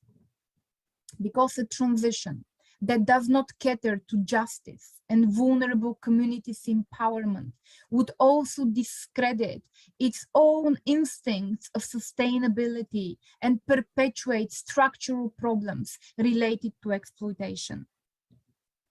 This shows that now more than ever, the foresight in terms of potential barriers to the successful unfolding of the transition have to be embedded in the system, also in terms of justice and equity distribution. What is necessary going forward is a reassessment of the energy security notion. It remains entangled with physical supply, conspicuously exposed as deficient today. But going forward, energy security is related to the energy system resilience to intermittency, extreme weather and cyber risk, conflict and critical mineral supply, and our capacity to anticipate, withstand, and recover quickly from a supply shock or violent energy market swings, and ensure that communities across the world where key resources are located benefit from their endowment. Europe's role is to trailblaze solutions and galvanize action to scale up the just energy transition mantle beyond core regions in transition to critical minerals, metals, and rare earth regions in ascent. Strengthening EU's multilateral engagement and cooperative alliances on responsible mining seems exigent. The Union has embarked in the past few years on a series of initiatives, such as the European Raw Materials Alliance, Innovation Partnership, and Resourcing Platform, and regularly produces critical raw materials lists. Yet, to be truly sustainable, such initiatives should be exported across the value chain and beyond Europe. For this, I argue for the creation of a coherent definition of what responsible mining for critical raw materials is. Develop and try to export agreed standards and norms for business conduct, and create collaborative industrial ecosystems with partners on sourcing, refining, and processing of materials with improved technology and standards for traceability. The Global Gateway Initiative could become a key tool for this. Here, two things seem of utmost importance to me. First, avoid the green developed and climate broken developing world divide. Beyond climate financing for the developing world and deals to avoid the lock-in effect of fossil fuel technology, the EU could pursue agile bilateral deals and responsible mining for debt swaps. Second, I often argue for the establishment of virtuous partnerships with the African Union on responsible mining. The EU can facilitate the continent move beyond exploitative, invasive mining with humongous environmental and social infractions to modern industrial growth and green tech EU-AU clusters with responsible mining, corporate accountability, and robust community empowerment programs with embedded gender and youth elements. Nobody else offers this to Africa, and this can serve as a powerful lever to facilitate equitable growth, community empowerment, and termination of systemic social and environmental exploitation. Here, concrete offers, partnerships, and financing are exigent, and the EU and the AU should negotiate, co-design, and co-deploy such initiatives collaboratively. In addition, co-innovation on substitution and reuse and building localized recycling capacities can reduce the explosive demand and provide new revenue options for mining communities. I'm convinced that only such transcontinental collaborative initiatives can provide a value-based, sustainable, and society and ecosystems respectful alternative to invasive and irresponsible mining practices for net zero. So, to conclude, the race of renewable energy might create new resource scarcity and competition thereof, redefining geostrategic importance of regions and promoting new political alliances, as well as hidden dangers for ecosystems and societies from the skyrocketing demand for critical raw materials. This all could stall many facets of the sustainable development agenda. And today, it is exigent that we build a holistic picture on the complex dynamics surrounding the global energy transformation, to not only emphasize the opportunities, but prepare to tackle and avoid the risks, and make the just energy transition a global priority, encompassing ecosystem, societal, and economic levels. And I hope that the community united by this conference would be instrumental in informing and accelerating the process. And on this note, I thank you for your attention and look forward to the insights this conference would bring.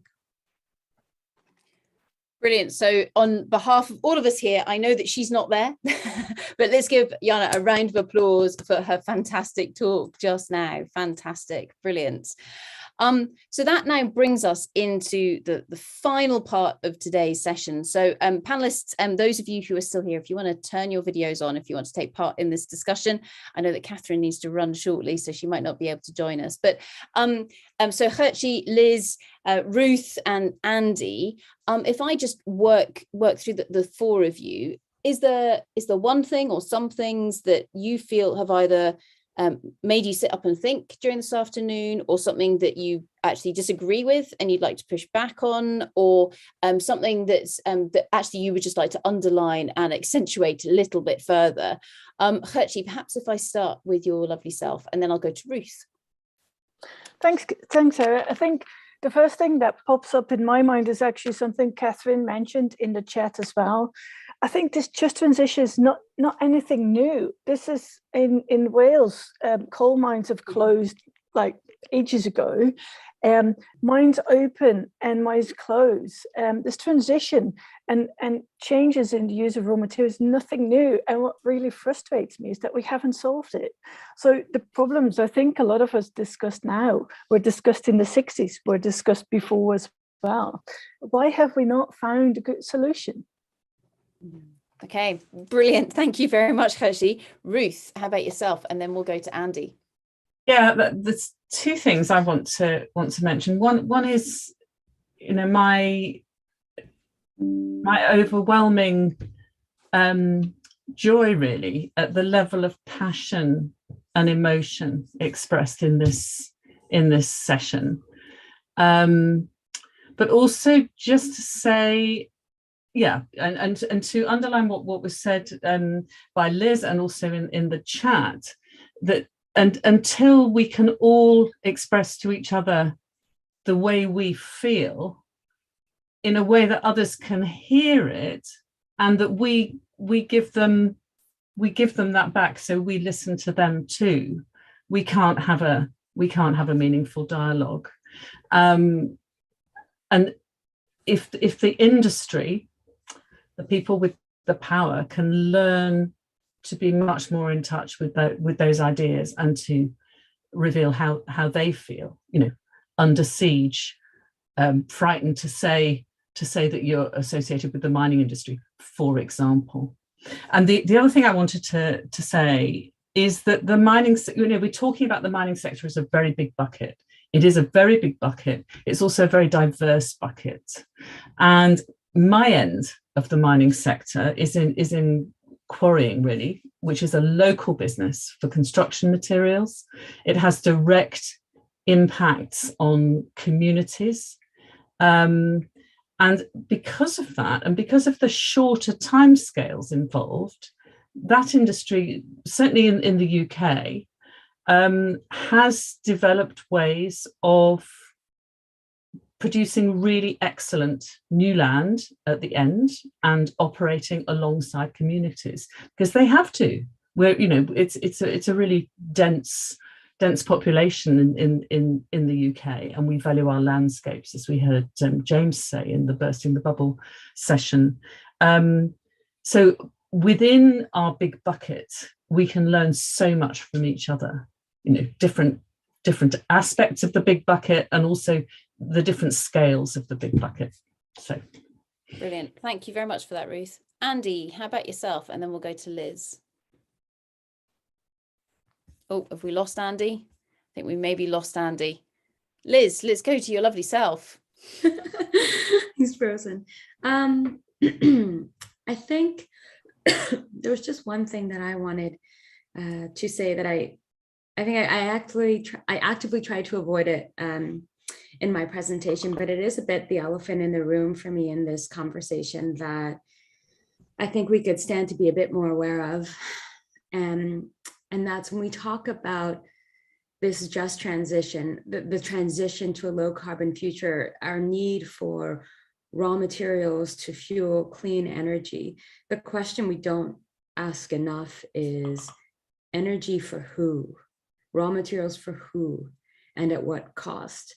Because the reality is this we that need all this energy, the vast majority of that need is not coming from the places that have these resources that have yet to be exploited. We are talking about the global north, where the average person consumes a hell of a lot more energy and materials of all sorts per capita than the global south. So there's this disproportionate consumption pattern as well as power dynamic that I think we could stand to explore a bit more. It's a total other rabbit hole, but it feels important because this is not a universal need. We're not universally serving humanity in the transition, just or otherwise. Great, thank you very much for that, Liz. And finding those elephants and acknowledging them is so important for us. I know that Andy's been playing with his internet, etc., his end. But what I will do is, from one cat owner or lover, shall I say, to another, Ludovine, do you want to come in on this discussion? Indeed. Well, thank you very much for all of these great discussions this afternoon. I think what I want to pick up on most is something that Liz said, which is the complexity of the position of being in the mining sector, trying to make changes, being seen as part of the mining sector, and in all different situations, always feeling slightly left of center. I think that's something that's common to a lot of the people who focus on sustainability issues across mining and other industries. And it's a question that I think needs to be also constantly acknowledged. We tend to live and work in silos because it's comfortable and efficient. The scale and the complexity of what we're dealing with here defeat every silo. So getting over that sense of being disconnected and working across all of those silos is absolutely key. It's also difficult. It's also hard. It's challenging. It's stressful. And I want to thank Liz for acknowledging that and putting it on the table, as many of the other speakers did on various aspects of their view of the just transition. Great, thank you very much for that, Ludovine. And Andy's back with us. Andy, your thoughts? Oh, thank you. I'm sorry I lost that. It's really not my day for technology, between cats and then just the connection going down before speaking. So, well, thank you for the opportunity for allowing me to speak. I mean, I was really impressed by the passion as well. And that's kind of the main thing that I wanted to say initially. And also kind of happily surprised at the areas of agreement, at the kind of, I'm sure with your excellent planning, how you brought together that kind of focus on communities, and how I think particularly with Kathryn and Liz, things I was hearing kind of seemed to gel together.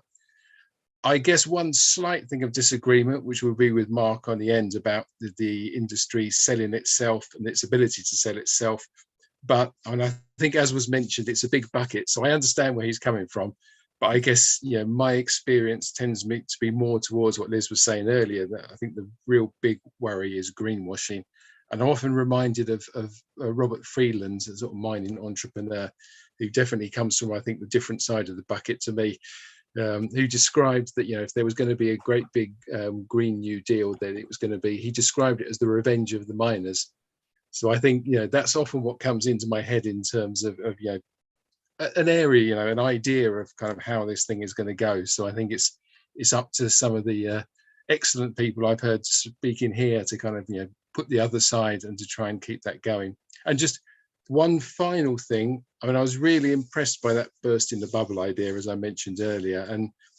And even, when I was also listening, particularly to what Gertrude was saying, that it made me think very much, and I put this into the chat, so apologies for repeating it, but it really put me in mind of the model that's going on in terms of getting local, regional juries of citizens to discuss the issues. And I think that's, it's so beneficial. It goes to what we were saying in terms of people being able to talk through these issues. But I think because it's at that strategic level, it's the opposite of what an unjust transition is. It's an opposite of that, people not being listened to, but people being given a large amount of time, enough space to really talk around the issues. And I guess this meeting is a little bit like that. Perhaps it's the start of that. But yeah, I think if we can get more of that being done, certainly in the UK and in other areas, I think that would be really, really useful. Great, thank you very much for that, Andy. Maybe Kathryn, do you want to come in on that, seeing as your name was mentioned? No, I totally agree. And what I think, if you look at a just transition, like I described it, it takes a very long time to plan it. And I think you need to have a long-term perspective and not just focus on getting people a new job. It's much more than that. It's an entire process. And the lesson I think we learn from this is we can foresee which industries might close. So we need to start planning now. If you look at COP26, there was a lot of discussion about coal mining. We need to plan now. What will we do with these communities? What will we do with the regions if that time comes? So I think we need to start thinking ahead and not just on the spot when something happens. Great, thank you for that, Gertrude. And I mean, Liz, coming back to yourself, so the ticking clock here is climate change. So the problem was the tension that we've got is that what we're trying to achieve takes a long time to plan, let alone make a reality. But we haven't got time to hang around because that temperature is rising and everything. Is there any comment you would like to make with regards to that, especially because you had all of those sustainable development goals? Climate change, of course, is one of them, about 2/3 of the way down the list, but we need to be able to do this, taking all of them into account. Yeah, I don't know. I wish I had something. I mean, there's a reason it's so emotional. It's absolutely overwhelming, and yet it is utterly unavoidable.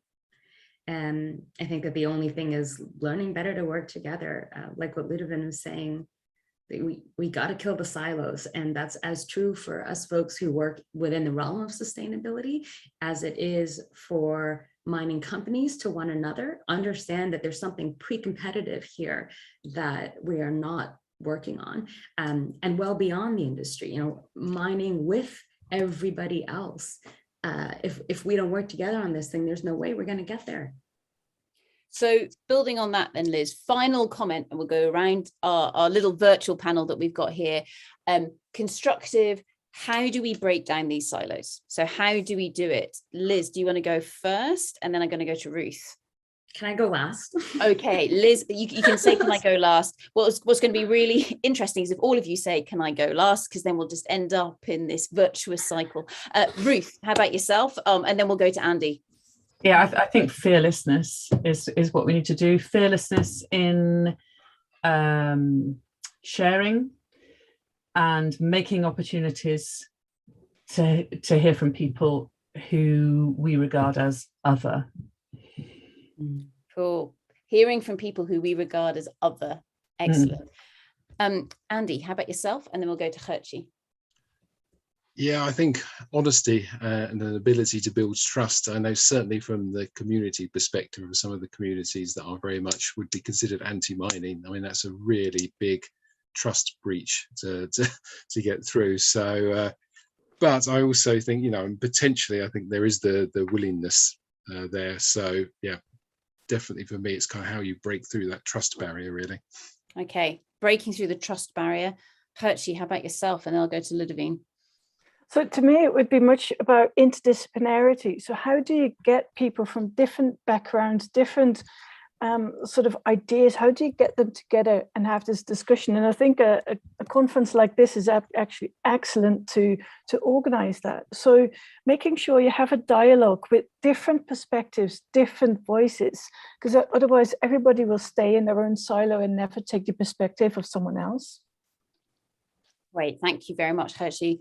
Ludovine, how about yourself? Oh, mine is so less romantic. Accountability. And I'm not just saying that because I'm a governance expert, but accountability vis-a-vis ourselves and others. I'm a little struck when I hear people say, well, I can't make a difference. You're a consumer, you're an investor if you have 5 cents of savings.